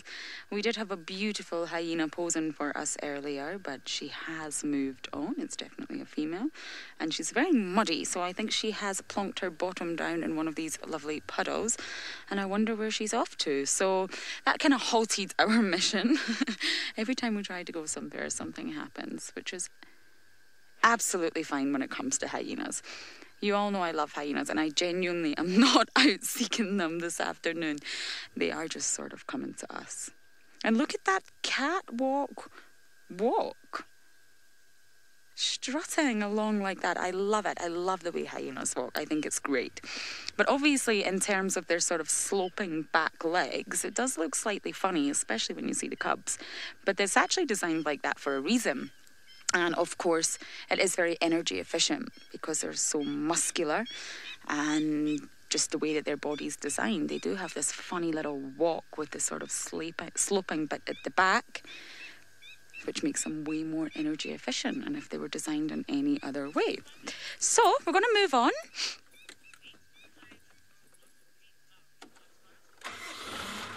Anka's saying these are the kind of roads that we love, I think, or the hyenas love. I'm not sure, but yes, I love these roads, if that's what you're saying. They are much easier to drive.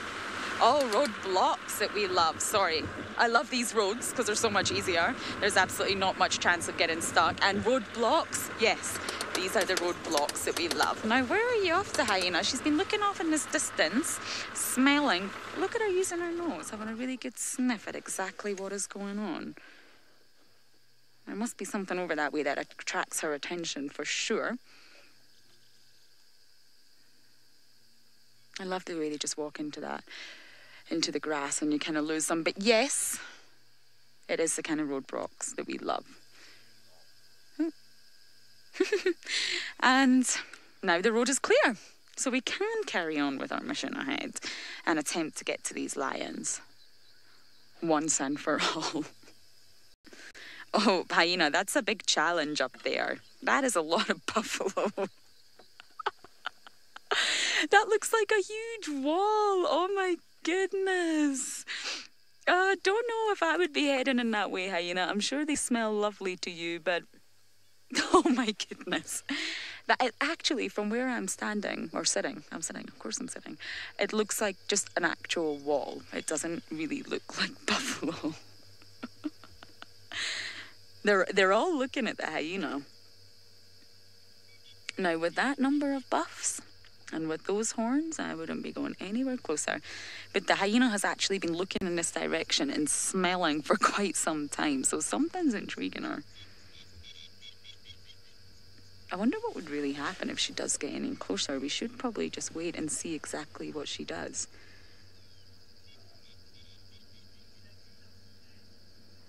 She's obviously curious. I mean, there's no way she's going to hunt here. Let me just make that clear. She's obviously just, maybe the smell has just drawn her in and she's just really curious. Sorry, there is a little bit of traffic. I'm just going to move, but bear with us. As soon as I get out the way, we'll come right back to that hyena. Now, this is actual traffic, not a roadblock.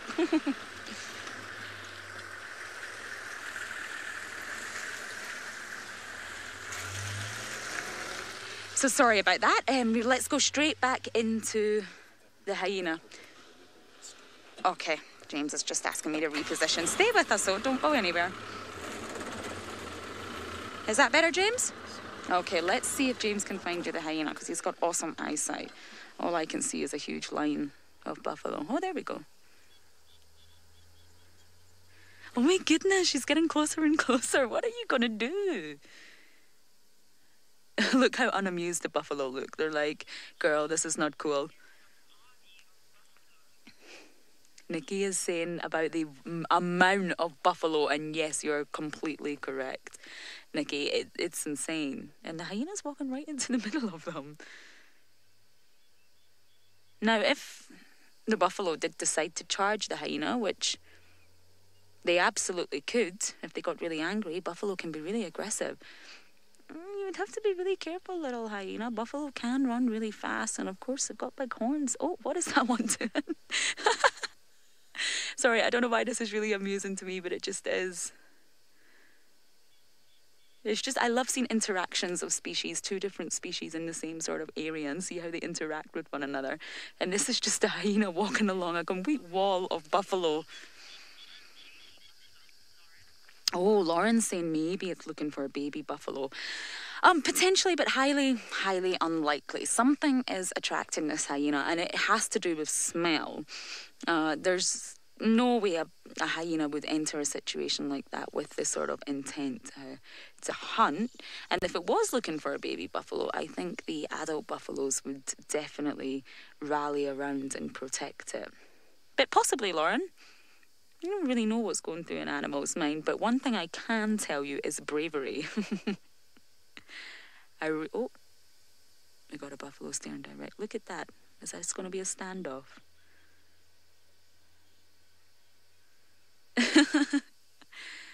Hyena, what are you doing?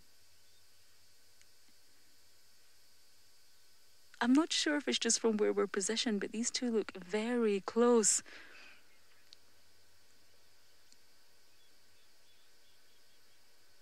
And to be honest, the buffaloes don't look really bothered, do they? I mean, a hyena's obviously not a huge... Okay, this one's having a play around.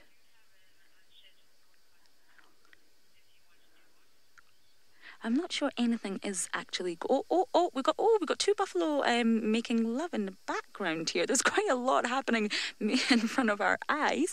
Maybe that's what the hyena was interested in. We've got buffalo playing, buffalo doing the bucking bronco, and buffalo mating. And a random hyena just casually strolling through the chaos without a care in the world. I can honestly, genuinely say I've never seen this before. I don't quite know what the hyena is after.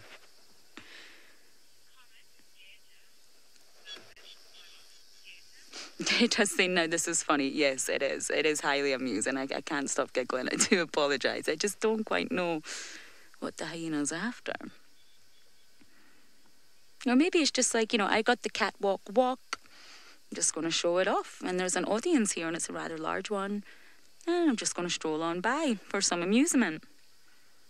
So one thing I can say from this situation is it does appear that neither species are sort of threatened by one another at the minute, or there would have been we've got another animal in the background there. Elephants. A line of buffalo, a wandering hyena, and some elephants. Would you look at that? Welcome to the Mara. We were on a bit of an animal drought at the start, and obviously fortune has dramatically changed for us. Now the hyena's not going any much further, is she? She's obviously stationary here. Not going any further with the elephants. All right, so that was highly amusing. Thank you for all joining me there. We are going to go back to our original mission, but for now, let's throw you down to Rusty and see what his plan is.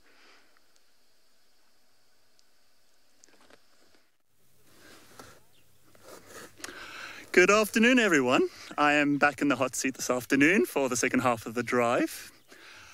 We are going to head around the area looking for cats. The sun is finally setting, or we're coming up to the last bit of the golden hour. There is a bit of cloud hiding it, but at least it's cooling down, so we will hopefully have some activity later on this evening. I would like to introduce myself. My name is Rusty. My actual real name is Philip Steele, previously from Zimbabwe. I've been in South Africa 8 years now, going on 8 years. I was a horse safari guide just 2 hours north of here. And just yesterday I arrived, and I am going to see if I can take this on as a next career for the next 3 months. Okay, just if you have any questions, please don't hesitate to ask. It has been very quiet this afternoon, and this coolness is actually bringing a lot of the birds back to life. There's a lot more noises out there. The evening chorus is picking up. Out on the lake right now, we have the Egyptian geese with 3 goslings. It's actually quite interesting to find this many coming to a age like this. They can have up to about 12 chicks at one nest, or 12 chicks hatch. And then as they grow older, obviously between predators, between fish eagles, crocodiles, legavons, you name it, the parents are very defensive over the chicks and will protect them even with their lives. But having 3 chicks is actually pretty good going, especially in a pan as small as this. And there's actually a bit of, is that drizzle? There's movement in the water that looks like drops of drizzle, but we have clear skies above us, so I think it's just insects or tadpoles coming up for air. Okay, we're just going to head out and drive around a bit more, and I'll let you know, hopefully, see what comes about in the next hour and a half as the sun sets. Yep, let's make a move. Okay.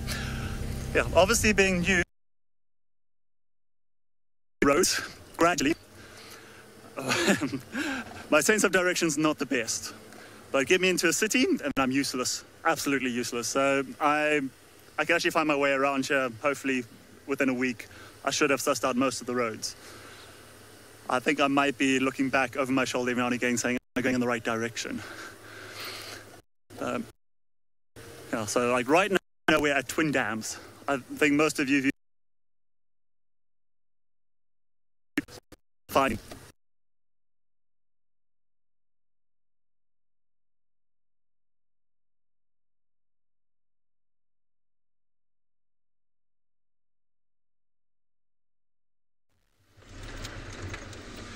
Sorry about that, folks.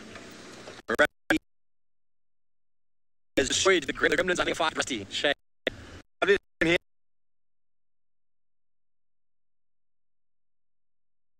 Sorry about the you might be experiencing with me. Well, that's now. We just had a very nice big elephant bull ago. He was reeking of mustard, like a wall of smell. Wow. Senzo said he couldn't.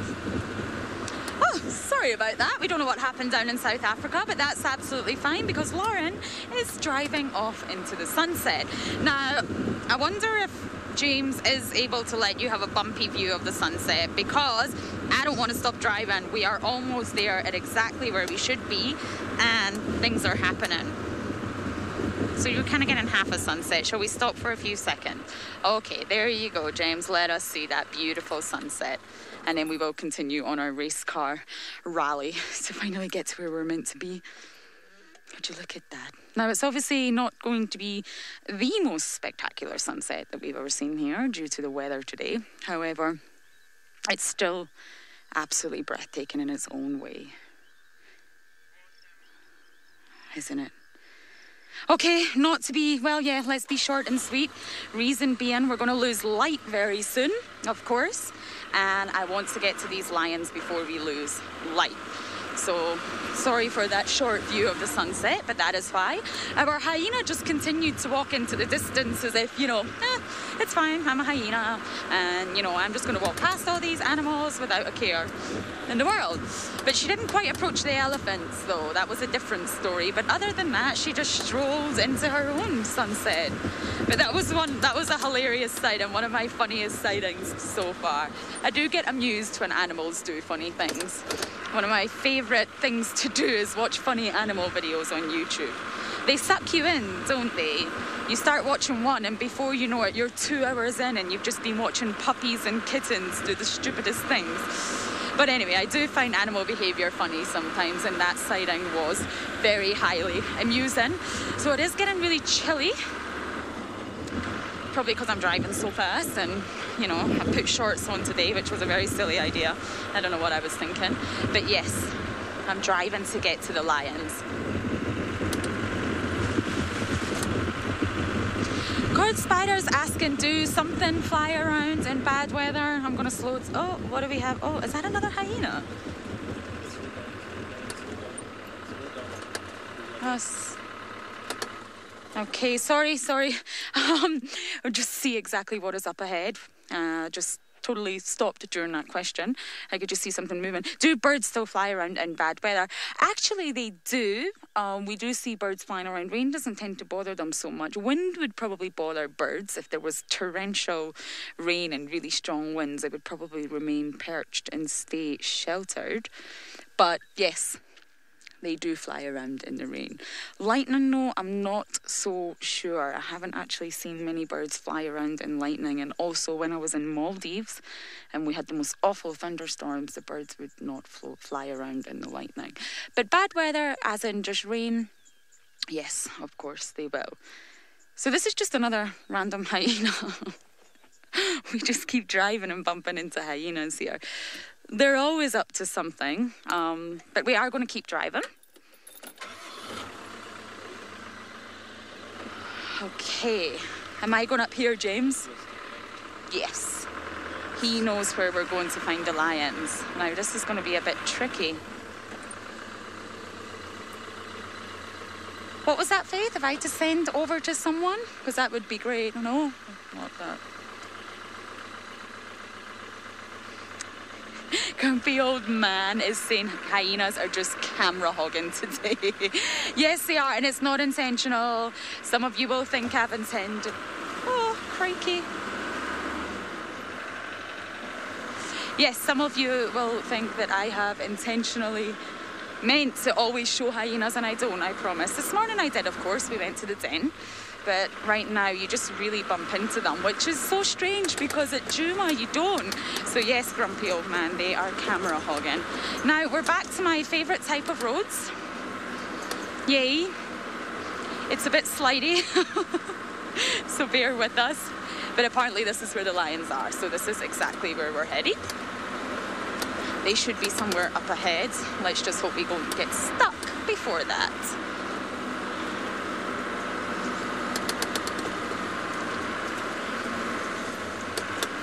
Before I get stuck in the mud and you can all laugh at me, I am going to throw you all the way down to Steve so you don't get the pleasure of seeing that.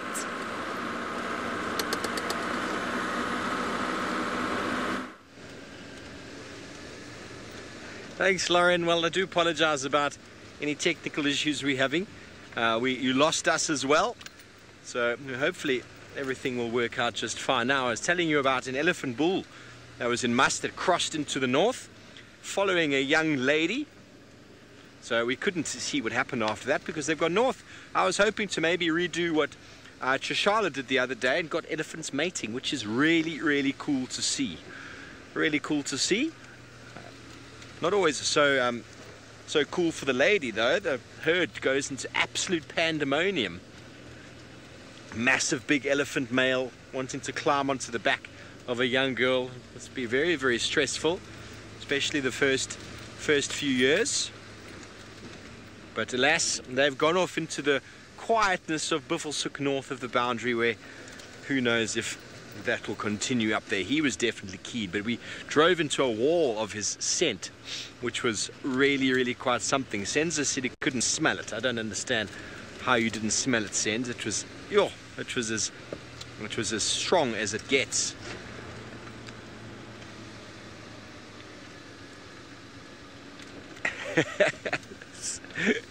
Sammy J, nothing. Well, he's unique in his beard, his tick in his beard. I've never had one in my beard. Well, I've never found one in my beard. I don't know how he got it there, on his chin. Don't know what he was doing. But no, I've had ticks in all sorts of other weird and wonderful places, but never on my beard. No, I've never found one in my head either. I think Wally was maybe rolling around in the grass or something. The only thing I can think of it, because the tick would have maybe he was low down and got him on the neck, went up, but normally they'll go for the armpits and the groin area where the skin is very nice and warm, and it's very warm areas and easy to get the blood. Senza, you ever had a tick in your beard? Senza's now got an itchy beard. He's busy scratching now at the thought of a tick. Senza's checking his beard now. Now we're all going to check. We're all going to go home and check. Paulie has started something now. But he came to me last night. He's such a genuine and cute young individual. He came to me and he's like, Malum Steve, I found a tick in my beard. I've got tick bite fever. Like straight away, he's got tick bite fever.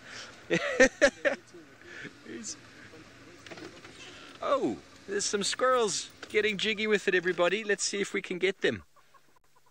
Oh, no. Up the tree they go. Maybe they'll continue. Did you see the mating, Senz? I think they have the other one wanted to go on top of the Senza said he saw something going on there.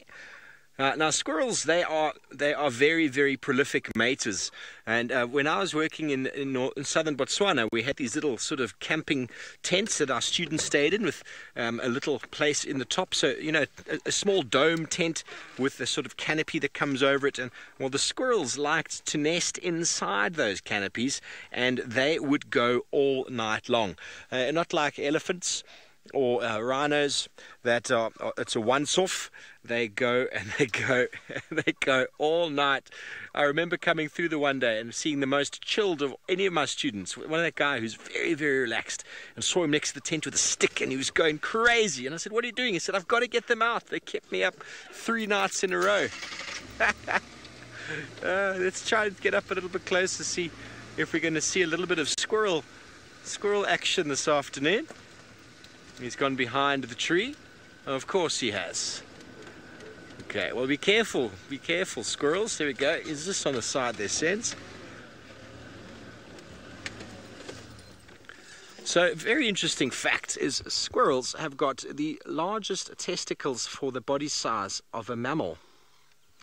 And the general rule is the larger the testicles are on an animal, the more sort of prolific they are when it comes to mating. For example, buffalo have got very large genitals, and that's because they mate with a number of females at any given time. Gemma, you want to know if an aardvark and an anteater are the same thing? Well, in South Africa, the English name for an aardvark is actually called an ant bear, which is essentially the same. It is an anteater, but they do also feed on a lot of termites, so there's kind of a diet shift between them. But anteaters in general are a different family altogether. You get anteaters in South America, got these very long noses. Although the aardvark has also got a sort of a longish sort of nose, they are not in the same family. They're in an order all unto their own. And that is basically because they're very strange looking. But anteaters, similar to that of pangolins, have got lots and lots of similarities in the fact that they have a very long tongue that's often sticky and barbed that comes out into holes in the ground and pulls the ants or termites inside. Whereas the aardvark physically digs and just like hoovers them up like a pig's nose almost. Aardvark is the Afrikaans name meaning earth pig. Earth pig. But in South Africa they're also known as an ant bear, but no one that I know calls them that. Everyone calls them an aardvark. There's so many Afrikaans names that are just South African names in general.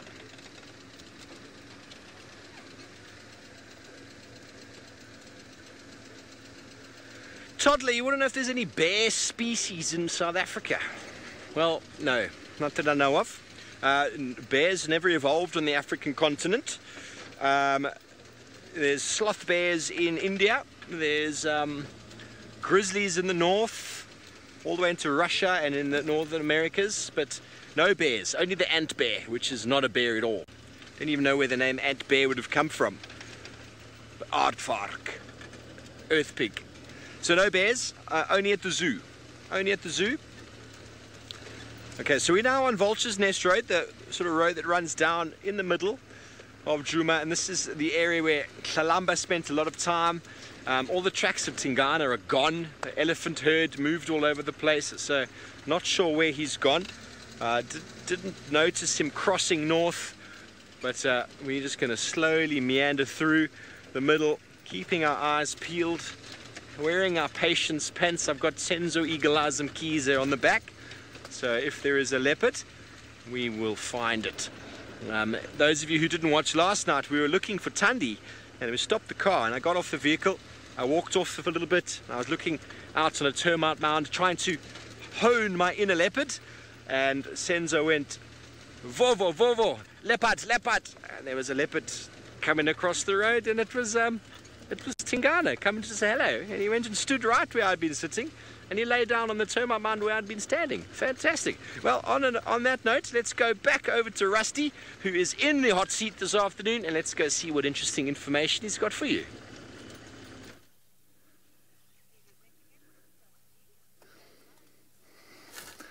Well, I do apologize about that. We had a technical error and we got disconnected, but we are back. We didn't go very far. I think we disappeared into a dip and came out again. We have just stumbled upon this African hoopoe. They are one of the most iconic birds found here. They're beautiful, and you'll find a lot of carvers, wooden carvers around on the side of the streets here. They carve these birds in either stone or wood. There's quite a few in their family, and he disappears. But yeah, there are our summer migrants, and they do come back every summer, and they usually return to the same nest, but they have a special ability, or habit, we want to call it, of making their nest smell really bad, like really bad, to just deter predators such as snakes or lizards or other creatures that want to raid the nest. I know this because years ago I had them nesting in my roof at home in Zimbabwe on the farm. So yeah, they were quite noisy, and as much as I liked having them there, it was a bit of a nuisance long term, because of course every summer it was like, oh, they're back. Obviously on the farm we're up early, so we're up at the same time as them, but when the chicks got hungry, you just didn't want to be in the same room as them. Okay, now they've flown off, and the skies are changing, colors are changing, and it's cooling down finally. We are going to keep moving around and hopefully see what it's about in the next half an hour or so. Okay.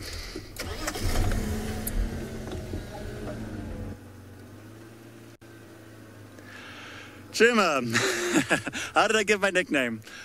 That is well, it's a nickname from high school, but it's also, I used it at my previous job. I had the same name as my boss, who was also called Philip. So having it from high school, I then continued using it at my other job. But since my surname is Steele, I think you can connect the dots from there. Yeah, it's not very that interesting, but yes, Rusty has stuck with me for the last 8 years. I think it's only my family members that still call me Philip. So I'll be happy to stay with Rusty. I know a lot of you will probably know that there is a vehicle just like the one I'm sitting in that's also called Rusty. Yeah, I might have a chance to be sitting in him and sitting on him, driving him shortly. But yeah, we have a red-billed hornbill flying across. I mean, look at this. Sorry. Whoop. You got to love the sun. It's a beautiful, beautiful evening. God, the cloud, it's just broken out underneath the cloud. Wow. There does seem to be a bit of movement of clouds up there. I haven't checked the weather report recently, and I do hope we get some more rain in the next few days. I've noticed a few of the dams, the same as where I was working before, how low the water levels are. Although I'm sure there is plenty of water around, we are still coming out of a drought that is still taking effect on a lot of the areas. Yeah, rain is definitely needed. This spot actually reminds me from when I was last here, just before Christmas. Riza, what are my special interests in nature? Well, now, special interest comes mostly through reptiles, then very shortly followed by birds. I have, excuse the pun, become very rusty at a lot of my interests. When I was in my previous career, I focused more around horses and the bigger game involved around that. So, yes, I do have have a bit of interest in reptiles, then birds, and then general wildlife. Anything that I haven't seen, I want to know more about. So, yeah, it's a very, very broad answer to your question. But when you're out here, how can you not love everything that we have? Everything is connected some way. Everything is connected, one way or the other, and even the smallest animal, the smallest insect, can have a biggest effect on the largest animal here. Okay. Well, the sun's finally just gone below the horizon.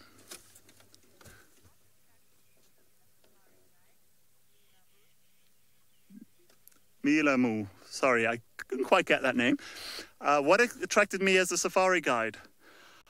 I have always grown up in the bush. I've always been in the bush. My parents are very into, being born in Zimbabwe, both of them, and being born on the farm, raised on a farm.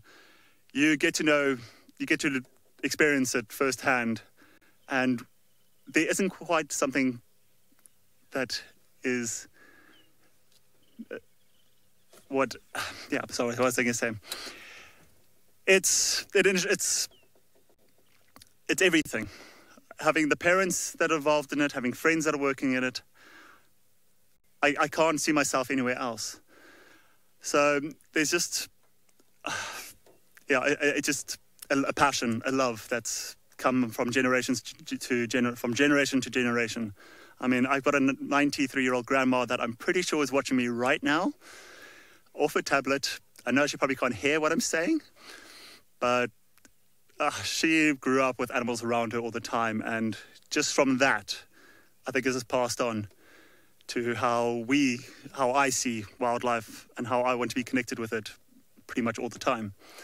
I don't think I've had a job since I was 16 that doesn't involve it. Okay.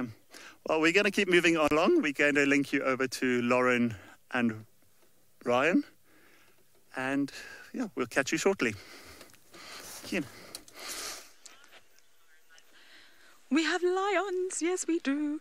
We're not 100% sure which pride they are. Oh, okay, can we go to the jackal, James? I think it's a jackal.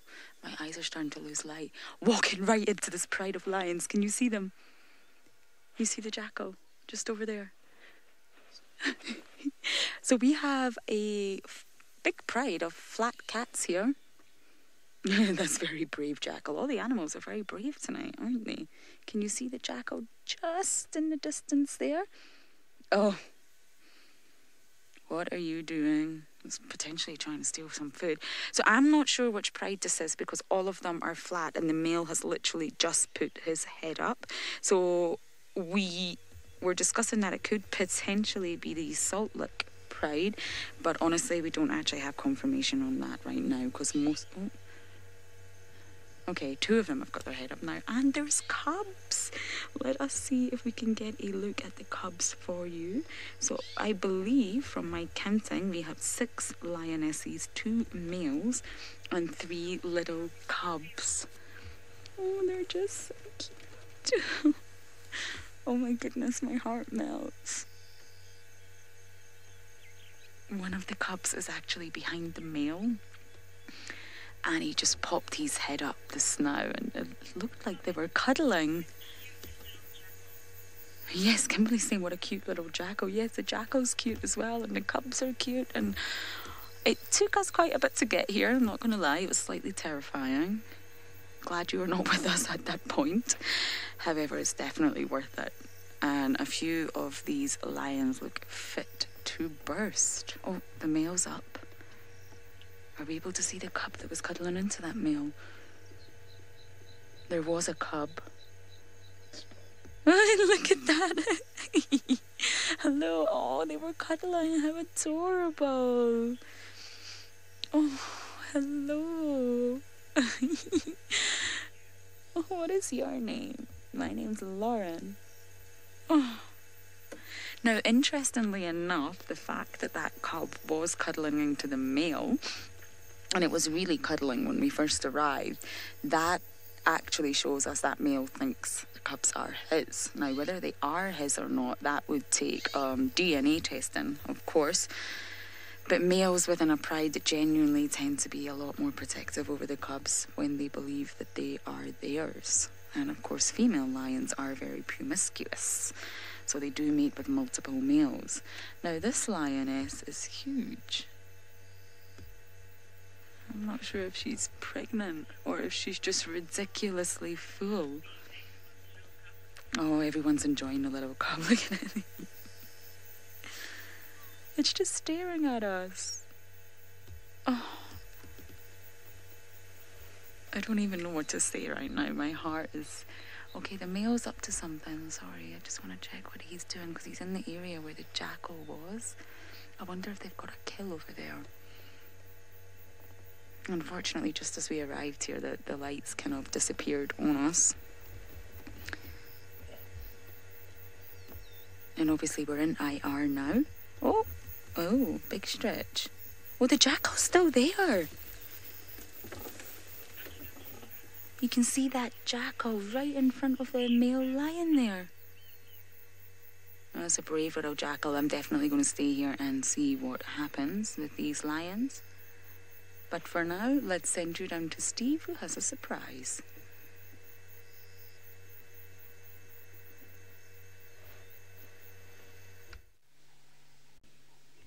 Hello, everybody. Hello, madam. It looks like Princess Columba, everybody. We were driving down the road. Senzo was saying, where do you want to go? He said, what do your instincts tell you? And I said, let me tell you once we get to the end of the drainage line.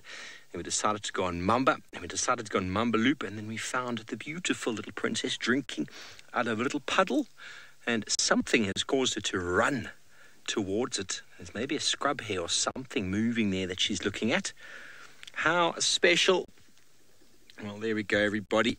As promised, some spots for you in the fading light here in Djuma. She's looking very good. I wonder if she knows Tundi was around the corner yesterday morning. I wonder if she has any idea about her mum.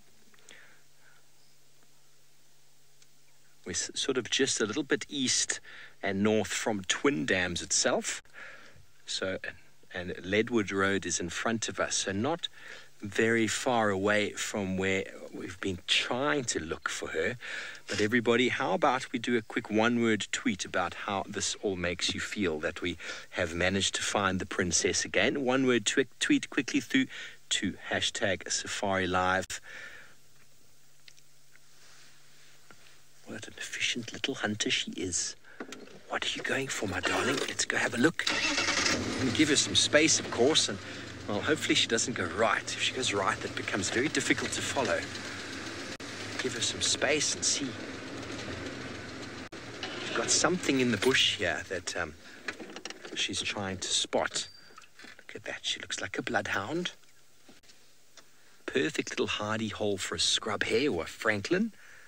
Even a mongoose, she knows it's in there.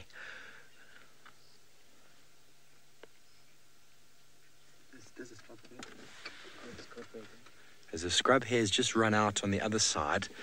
Okay, she's sneaking around it. Sure, Faith, if you'd like to invite some other people on board, let's go for it.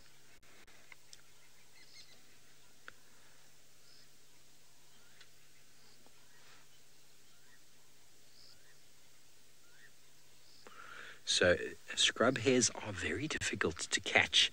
They are very, very quick. And hopefully we don't lose Tlalamba now in the thickets there. She tries to sneak up behind this thing. We can't see her. All we can see is the scrub hare. But she was coming up from behind it.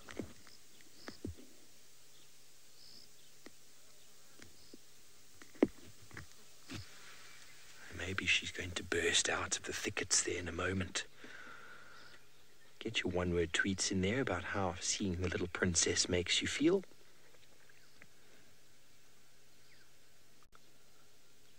I can't see her. I think the scrub hare knows something's up.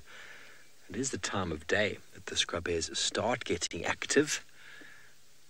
Maybe a little bit too early, but definitely are moving out.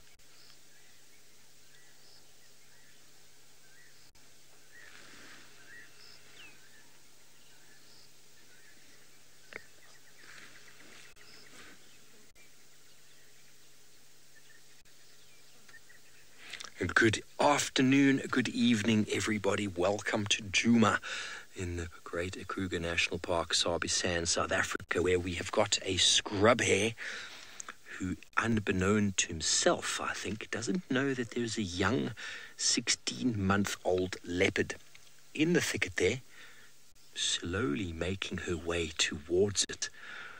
We lost sight of the leopard a moment ago. She flushed the scrub hare just slightly.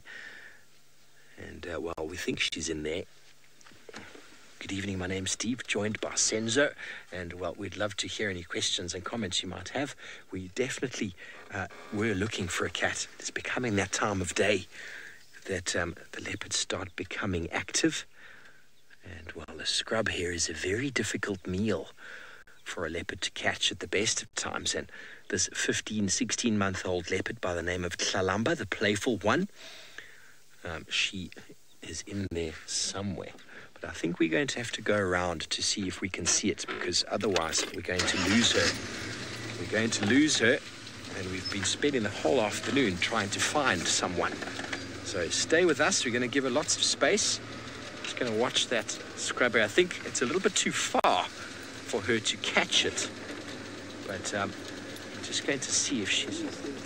Okay, so she's moved off already. Marcy, she is very cute. Now you get to... There's the scrub hare, you mean? Well, she is glad we moved, because she's moved off from that scrub hare and she's looking for something else. Here she is. Here is Tlalamba, the princess. She's looking. She's hungry. You can see that the tail is flicking from side to side. She's trying to figure out what she's trying to see. There's a mind of her own in the tail, and the tail is always speaking. It's kind of an indicator of what's about to happen. So let's watch what she does. Hello, Mina. You want to know what skills young leopardesses use to hunt? Well, they need to obviously hear and smell the prey. So that's something that they've got to hone, but it's something that they're kind of almost born with. And then the ability to be able to get as close as possible is something that takes a lot of practice. Something we've seen with leopards over the years is that the more experienced they are, generally the more patience they have and the more time they have to wait up an ambush. Young leopards like this one often jump the gun a little bit too soon. We saw Hosanna many times a little bit too nonchalantly running in when he could have been waiting a moment. And, well, leopards need to get very, very close if they want to be successful, especially against very fast-moving prey. So her skills she needs to work on is patience. The rest of it generally is there, but quite often the killing blow is something you need a little bit of practice. Laurel, you didn't catch me earlier when I said she's between 15 and 16 months. I think 16 months now. So still a youngster by all means, but very efficient. These young leopards are born with such an uncanny ability to catch things, starting off with their mum's tail and then mum's head, and then the ability to always steal food from mum, until eventually what Tundi, who is her mum, has done, has left her behind and now forcing her to catch food. That was a woodland kingfisher that just bombed the shot there. And so she's now... Oh, another one flew over her head. She has got focus. She has got determination. But does she have the patience? Morali, you want to know what kills she's made? Well, we saw her, what was it, 2 weeks ago, Sense? Must be about 2 weeks now. Here we go. There she goes. She's gone. Hold on, everybody. She just darted off into it's there. The kill we saw her make the other day was a Dacre 2 weeks ago. We just missed it. Now she has raced into the drainage. Hold on. This can get quite tricky.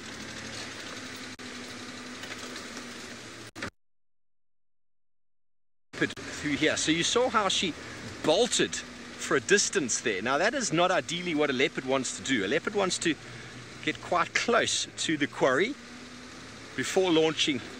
She's just in front of us, before launching their attack, so that they don't have to run 30-40 meters and then look very upset with themselves for not catching. Because any animal that they have to chase that far is generally going to get away from them. So that is one of the things that they need to learn, is patience and the ability to stalk up closer and closer and closer so as to get as close as possible before launching a deadly fast strike.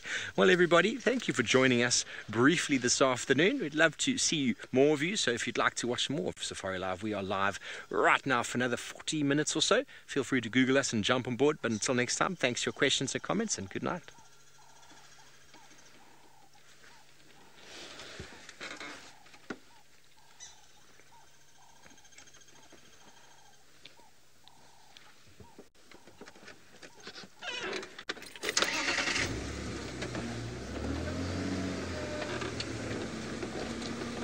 Hello everyone, she just ran again after something. Sorry, Sense. Ran again. I think there might be a Dacre here that is trying to elude her. Watch out for the Tambuati. Okay. Don't cross this drainage, young lady. It's very tricky in there. I'm just going to watch her from here.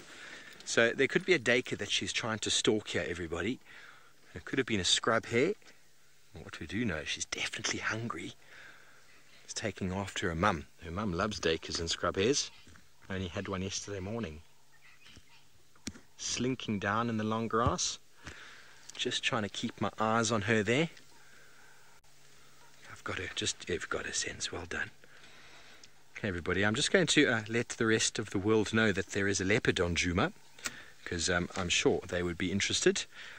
And I'll be ready for an onslaught on the radio, so I do apologize for a moment. Stations located Tlalamba on Mamba Loop, one station on lock.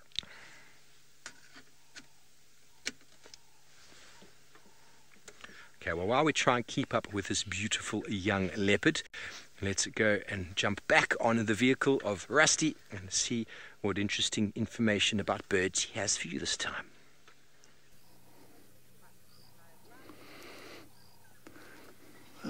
As the light slowly fades, these birds that are wandering through the shallows of this dam, they're called African spoonbills. Now, they are moving quite quickly, but as they come up, if you concentrate more on their bills, at the tip of their bills, it actually looks like wooden spoons, or a spoon. Now, it actually serves as a feeding, helps them feed. Now, although they can't actually see what's underwater when they put their whole heads under, that their bill acts as a feeler as well as a trapper. So as they go along, they actually push it through the bottom of the lake, through the mud, and if anything touches their bill, they'll just slam it shut and pick it up. But that spoon, it almost acts like, you know what tongs are, like what you use in the kitchen. It almost acts like that. You can see them all every now and again pick it up and swallow something. I'm pretty sure they will be feeding on either small snails of some sort, or platanus, a frog that lives in the water, or even crabs. We have freshwater crabs that live in these lakes, in these dams, and if that's obviously a big delicacy if they get one of them. I'm sure some of these dams might even host catfish and other fish species. And just further on to the right there, you'll see a grey heron watching them. This grey heron, although he looks quite innocent, if one of these spoonbills finds...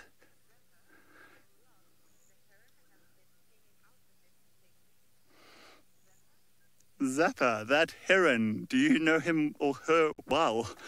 I'm sure there's plenty of heron around, but I'm sure, they become quite resident at a lot of the pans. He is, a grey heron, and he's actually on standby for any of these spoonbills that get anything that's large enough that they cannot handle. And he will actually fly up to them and scare them and hopefully drop whatever they are carrying and steal it. So he's actually like the mafia of the bird world here. Yeah, it's quite an unusual habit. We've actually caught quite a few bird species around here. We have the guinea fowls were here a second ago. They've moved off. We've got Egyptian geese. Yeah, out of all the bird species, Egyptian geese are not my favorite birds, as they are spreading very rapidly throughout Africa. And I've even seen them in Germany, where they're not supposed to be.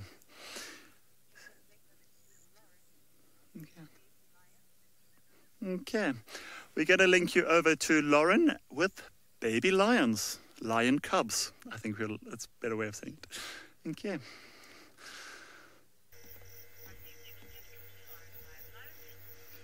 So I do apologize. I earlier said that we had 3 cubs, and now I can see 4. So we have a lioness that's came very close to the vehicle, so I'm just keeping my voice down a little bit. And these sleepy males, well, one male is still asleep. I think the other one's gone flat as well. And the cubs are just huddled together. It's so adorable. They're sort of biting one another. Because of the lack of light, I am genuinely unsure which pride it is. We're going to have to sort of go back and check it out for you. But like I mentioned earlier, we do assume it's the Salt Lick. Now the lioness is right in front of our vehicle. It could be mummy, we're not sure. But we do have a sleeping male right nearby. It's absolutely adorable.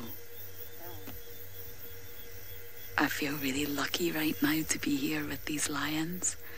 It's been a crazy ride today, from bad weather to good weather to hyenas to lions with cubs. So I promise I will check. If any of you know what pride it could potentially be, let us know. But of course I will check, and I will definitely let you know maybe tomorrow exactly what pride this is. It's just a little bit unfortunate that we arrived in the dark and everyone's flat. Well, apart from these little guys, of course. So from hyena cubs this morning to lion cubs this afternoon. Oh, I just want to squeal, but I won't because it will probably hurt all your ears. Now they're huddling together for safety, for comfort. It's a little bit chilly, They're maybe a little bit sort of scared, but they are surrounded. So far we can read 6 lioness, all flat, and 2 males.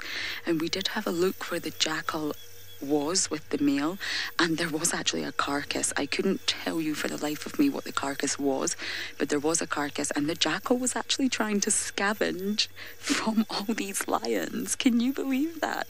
And that was why the male went over there to sort of get the jackal to go away. So I definitely wouldn't have done that if I was a jackal. So all these females are lying flat ultimately because they are full.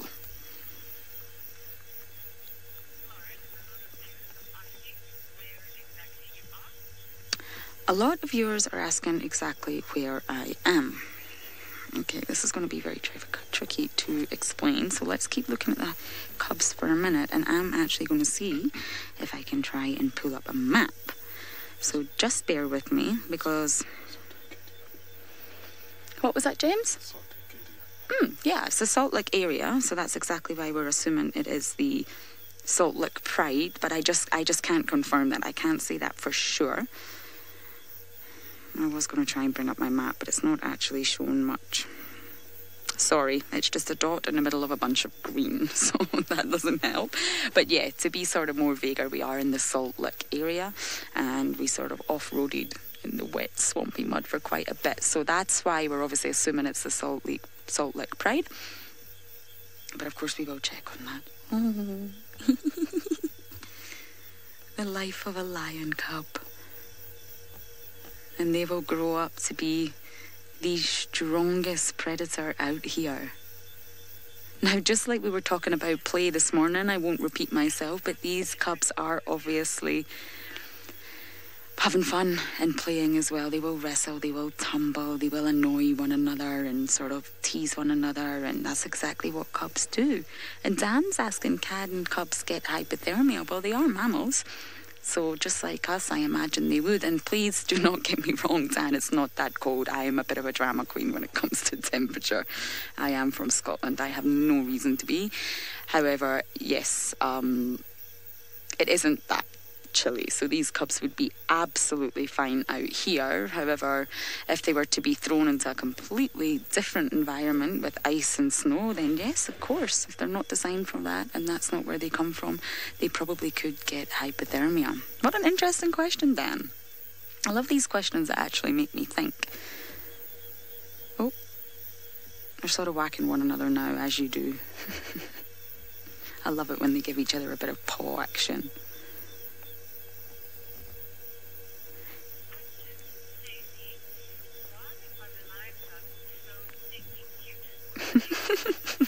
He's asking, why are the lion cubs so stinking cute?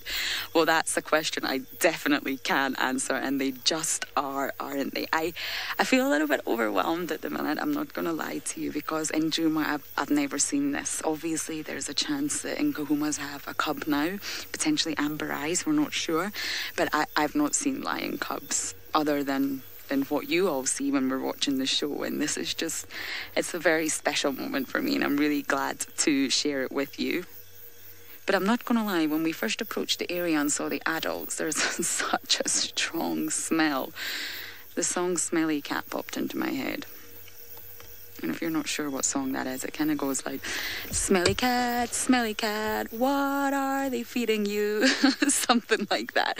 It's a terrible song, and it's from the hit sitcom Friends, but that's what popped into my head. It's really smelly around here. As adorable as the cubs are, the adults have left quite an unpleasant stench around here.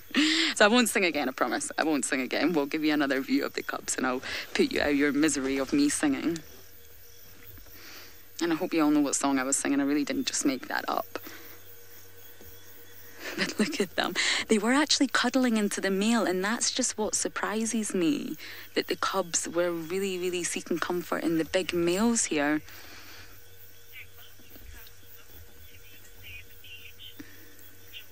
Joy's asking a good question. Do all the cubs look to be the same age? Now, obviously, I'm obviously looking at the monitor right now because I have absolutely no visual. It is pitch black. We haven't got our lights on, and I can only see exactly what you can see.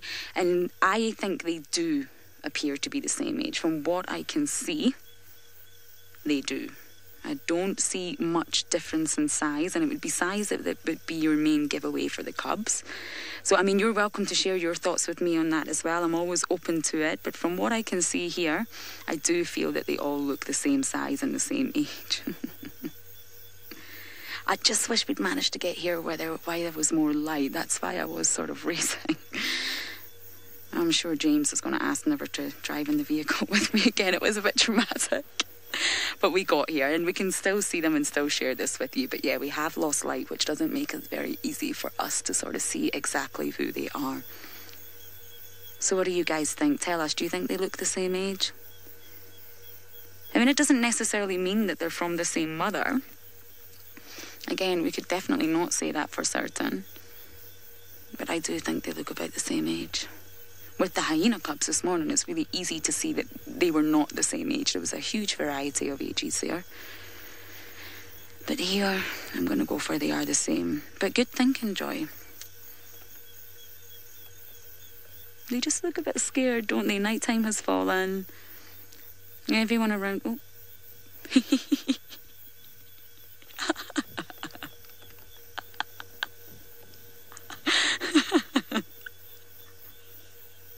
I'm going to stand on your back and I'm going to bite your tail and I'm going to annoy you.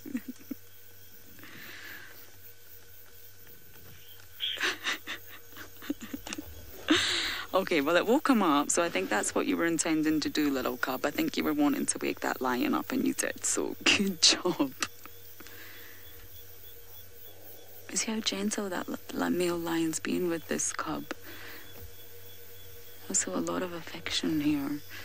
And there's actually 2 males.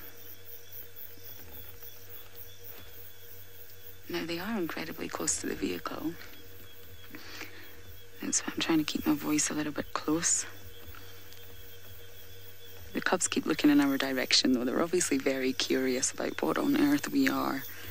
I love the curiosity of cubs.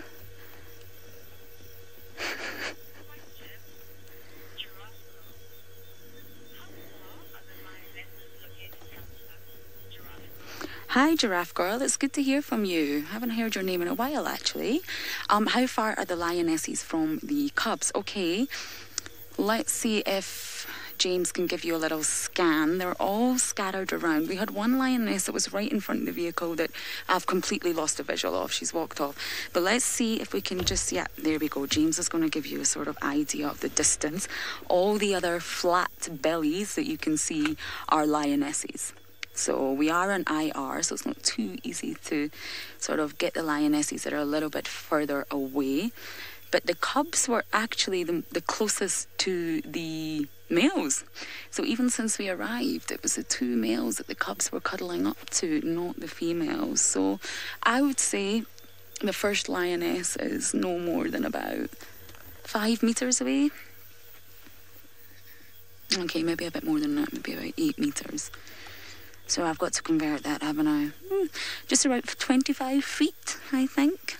But it was actually the males that they were sort of cuddling into and seeking the protection of. They're just biting one another. It is adorable. It's obviously not painful for them either. Linda's asking about the smell. The smelly cats.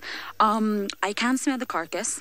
That has a really strong smell of putrid meat. That has its sort of own unique stench. But the smell that made that song pop into my head was definitely scat, lion scat. It definitely was poop. It has a very strong scent to it. And both Sebastian and I had a wonderful encounter with the Nkahumas, which we'll never forget. And that's where they got the name the Stinky Ponky Nkahumas, because all 11 of them came up to the car, which was quite daunting, and they all did a poop together, jointly. 11 poops all surrounding the car, and I thought Sebastian was going to vomit. It wasn't the most pleasant animal sighting I have ever had, and that was with the Nkahumas, and it's definitely the same smell that I can smell here. So you can imagine what lions put into their stomach and what they eat. So yes, you can imagine the smell that comes out the other end. They just won't leave the males alone.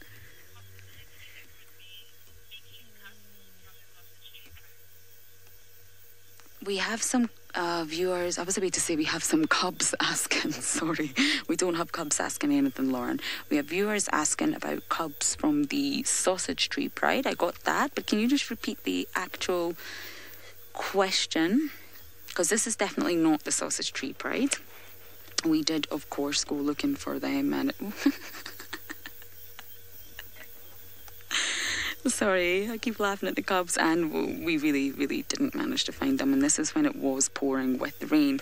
Now, apparently the Sausage Tree Pride are still in that area. They were sighted by the rangers. We were absolutely soaked with rain. Our visual was really bad. We were struggling to drive in the sort of mud, so there is a possibility that we did drive past them. We actually had 2 vehicles out. Patrick was coming out for a little warm-up drive. You will all see him tomorrow. And yeah, the Sausage Tree Pride are definitely in that area with their cubs. And this is a separate pride. So my guess is on the Salt Licks. But again, I'm not confirming that in case I am wrong. We will look back over the footage and see exactly who these are. It was a great find. And just these cubs are adorable. It looks like a lot of the prides, if not all of the prides here in Namara, actually have cubs at the minute. So hopefully we'll be able to get a lot more cub action for you. I love it when they just paw each other in the face. The male lion there. Let's get a closer look at him, actually. We are in IR, so it's we're not going to get much colour. And he's clearly very sleepy. But, okay. Well, there you go. That was as best as I could do. That's kind of the only visual that we have. We're just looking at his face to see if we can get some identification. How rude. Yes, I agree with you. How rude. Animals always tend to do that, don't they? The minute they know the camera's on them. Apart from these cubs, of course, they're giving us a great show.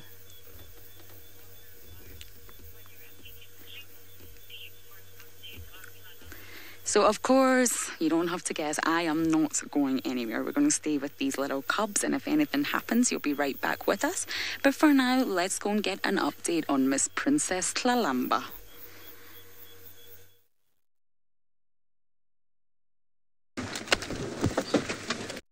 Well, everybody, we lost it in the drainage. A very difficult drainage line to have navigated, and there's been no sign of her coming out on the other side. We are trying, but she is a very small cat. We're very happy we found her, though. So we're going to give it one more little chance. We found this termite mound. We came and had a look. I'm going to go back to the drainage line itself and see maybe she went down on the other side. I don't think she'll have gone very far. You know, she's moving around. She's trying to catch some food. Whenever in the past we've found her, she's always been pretty much in a localized area, even when hunting. She always seems to come back to the same sort of place. What do you think, Sense? We go up this way. It's the feeling. The feeling is just a little bit of a loop here. A little bit of a loop. You've always got to trust that little gut feeling that you get. That is what we had before, and it took us right to her. So hopefully it'll work again. Poor little deer out in the wilderness on her own. You'll probably notice we have gone to the infrared spectrum, and as it is getting quite dark, so I'm going to just need to get my... Have you got my spotlight, Sense? There it is, under my bag. Okay, and this is when it becomes a little bit easier to spot a spotted cat because eyes will reflect back. And then as soon as we find her, if we do, then we'll obviously switch off the lights. Then you'll be able to see her with the infrared lights. Well, everyone, we are going to try our utmost best to see if we can find this cat because she is very special. And while we do that, let's go back over to Rusty.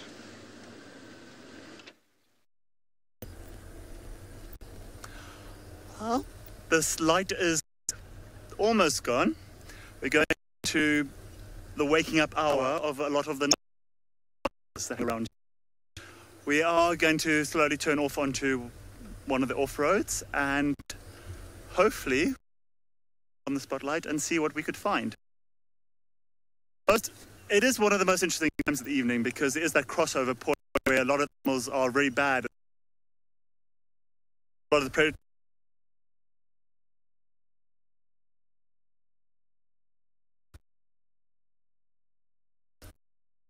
Leopard. There's many other species, genet cat, civet, honey badgers, porcupines. There's a number of different species, even many species of owls, which I haven't actually seen for a while, that I would like to hope.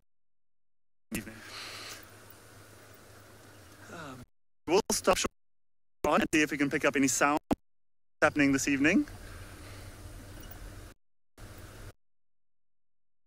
Okay, like I said, we'll get back to you shortly.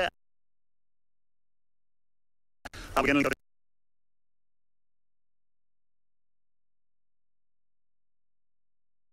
Badooties. Sorry about that, but I'm sure you are more than happy to be back with us as we have 4 cutie patooties staring at us. We haven't moved an inch, and the lions were just having a good old look at who we are and what we could be, whilst cuddling into one another, of course.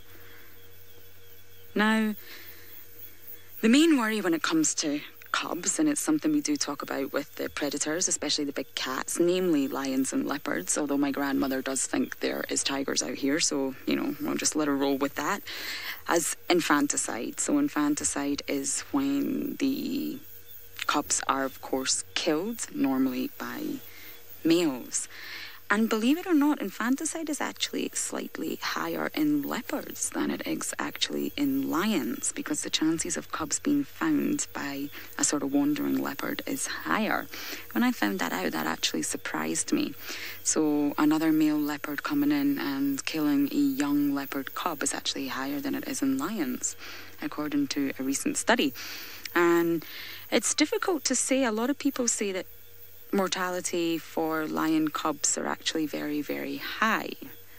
But when you think about it, it really depends on the situation. So I personally believe that the statistics are actually really skewed, because it does depend if the males stay in power or not. And if the males do come in at a time when the cubs are just born, or if they stay in tenure. So it really depends on the situation. So there is a recent estimate that actually the mortality stats within lions is only, for the cubs, is only around 30 to 40%, which is actually a lot lower than what people originally thought.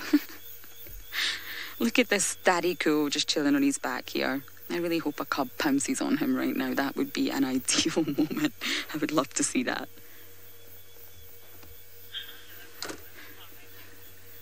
Yeah, I would actually love to be doing that right now.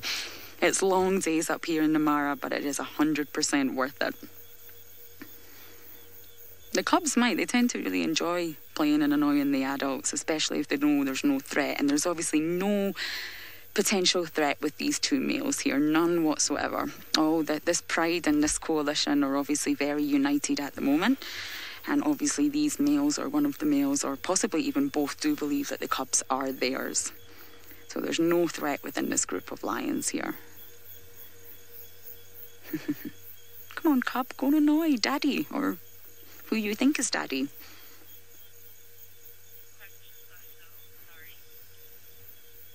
So I did see a comment from Eric asking me to say herd. So there you go, Eric, I've said herd. I'm not sure, do I say that different from normal people? I possibly do. Maybe FC can tell me. Do I say it in a really strange Scottish way? Or not? Herd. Well, there you go, Eric, I said it for you. And this is obviously not a herd. FC said just slightly differently. Okay, just slightly. Just with a weird Scottish twang. So, Eric, that was for you. I hope you're happy. But this is obviously not a herd. I'm just clarifying. This is obviously a pride with cubs and a coalition of males.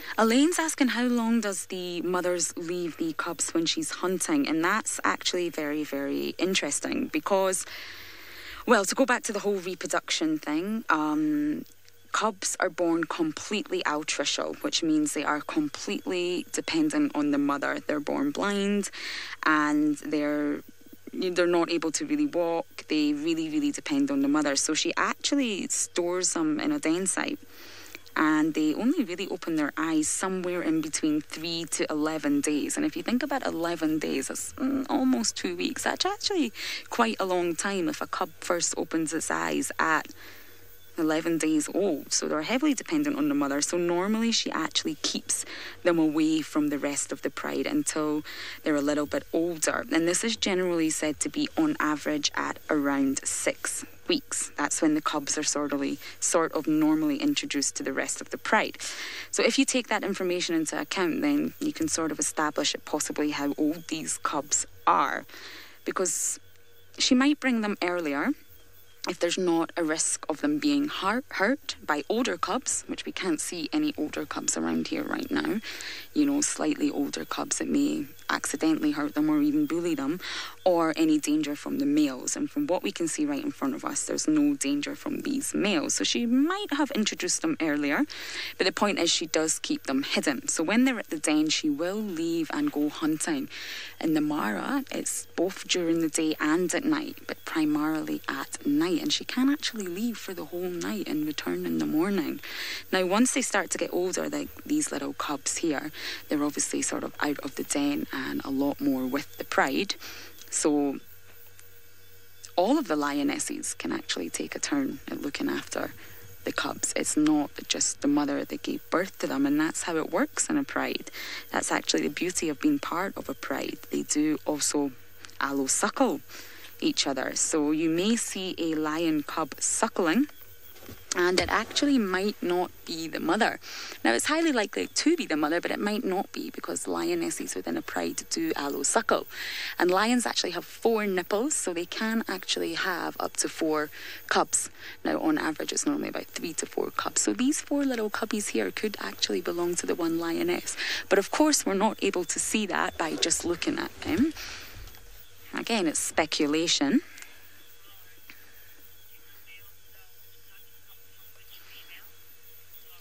Lauren's asking a question that's really interesting, and to be honest, and I will be honest, I don't actually know the answer to it.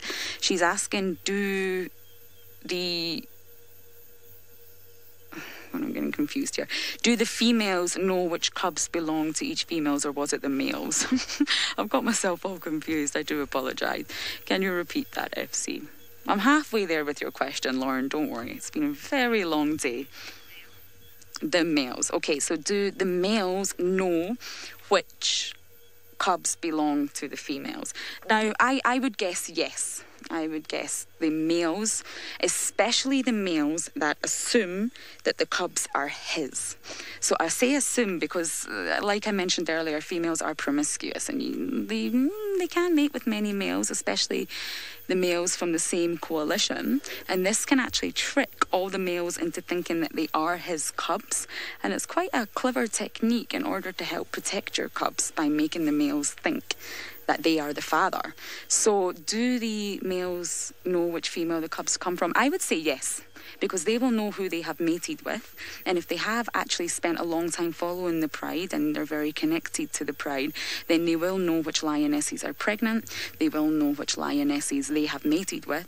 And I would say yes, they would know which cubs come from which lioness. But I don't know that for sure. That is just how I feel about that one.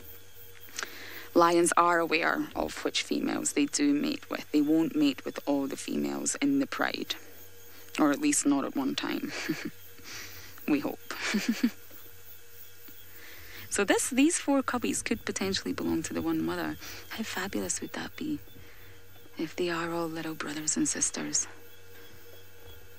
And of course, we have no idea if they are boys and girls, because this is the only view we are getting of them at the minute. And Papa in the background there is still snoozing. Daddy Cool hasn't moved a muscle. Look how comfortable he looks. Spread eagled, on his back. A little twitch here and there you go. But he will wake up soon. They've obviously got a carcass here. And of course, it's now night time. It's pitch black, so he will get up and become active at some point So we're actually just going to scan around and have a look for the females now. But while we do that, I'm going to send you back down to Steve, who's also in the dark.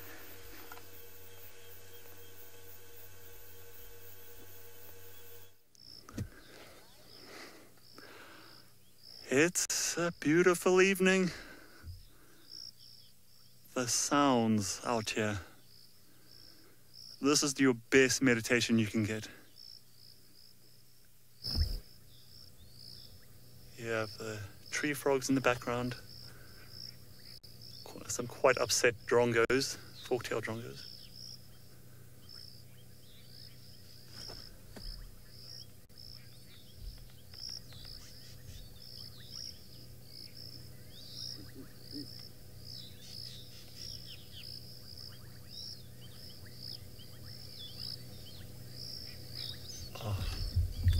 Actually, I can almost hear my heartbeat going. It's so quiet. But yeah. It is definitely like in the last hour from let's say 5:30 onto about now, that is my best time of the evening. It's like everyone starts winding down. I think in the rest of the world, everyone's like leaving work. This is what we should be doing. Anyone needs to get away, I recommend coming to a quiet place like this.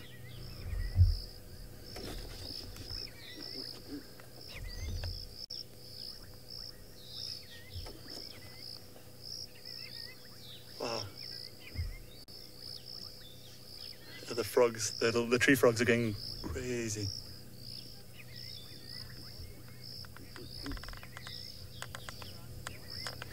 Giraffe girl.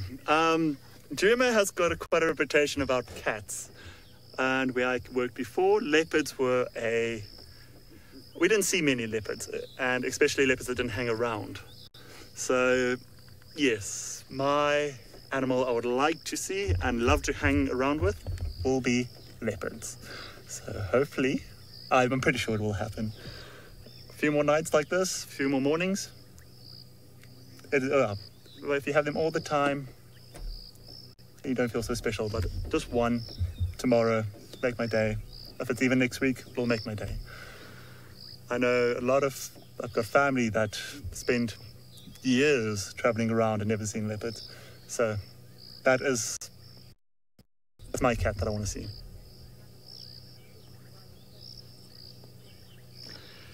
James, the best animal horseback. That would be elephants. Elephants by horseback is like the interaction. If you can have a relaxed sighting between both elephant and horses, then you are in heaven. You can easily... It's just, you get so overwhelmed. You get horses that you can see the interest in the elephants, and you can see the elephants are interested in the horses, but if they both relax and both feeding, you just get lost in the moment. And there's just no way of describing it unless you've actually done it.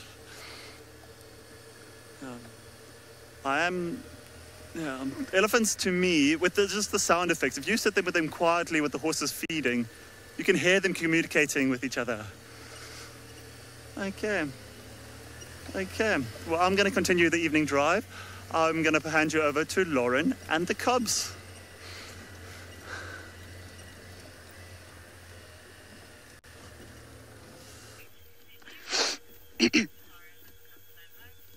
Lauren and the cubs. Doesn't that sound just so good? Yes, I'm so with the cubs.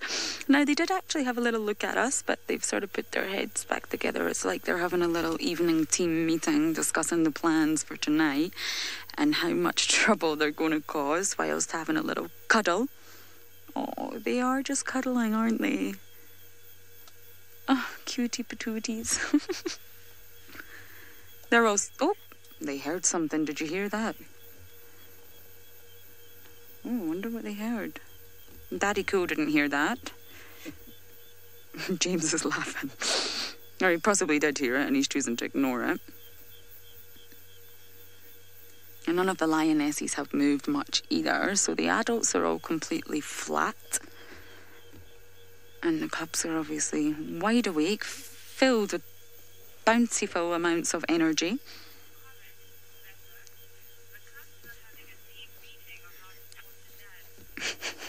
Zeph's saying the Cubs are having a team meeting on how to talk to Dad. I completely agree. I love your thinking. They're like, oh, he's in a bit of a bad mood. We jumped on him earlier and woke him up. So how are we going to, one, annoy him, or two, try and stick in his good books?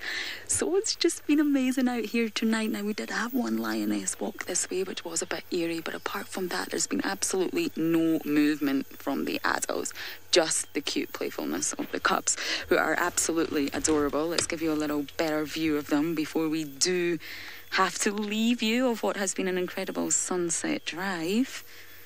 But hopefully we can actually maybe come and see this Pride Plus Coalition tomorrow and actually get better views of them in daylight and figure out exactly who they are. It's really not the easiest thing in dark, and I am dreading driving back home. It's probably going to take us about a good hour to get through this mud and actually get home and get some food. So I'm really not looking forward to it, and I'm sure James is not either. However, of course, we will be back tomorrow as always, with both South Africa and Kenya joining in for your sunrise safari. And Patrick will be back tomorrow. So please do join us, and thank you for all your comments and questions. So we will see you later.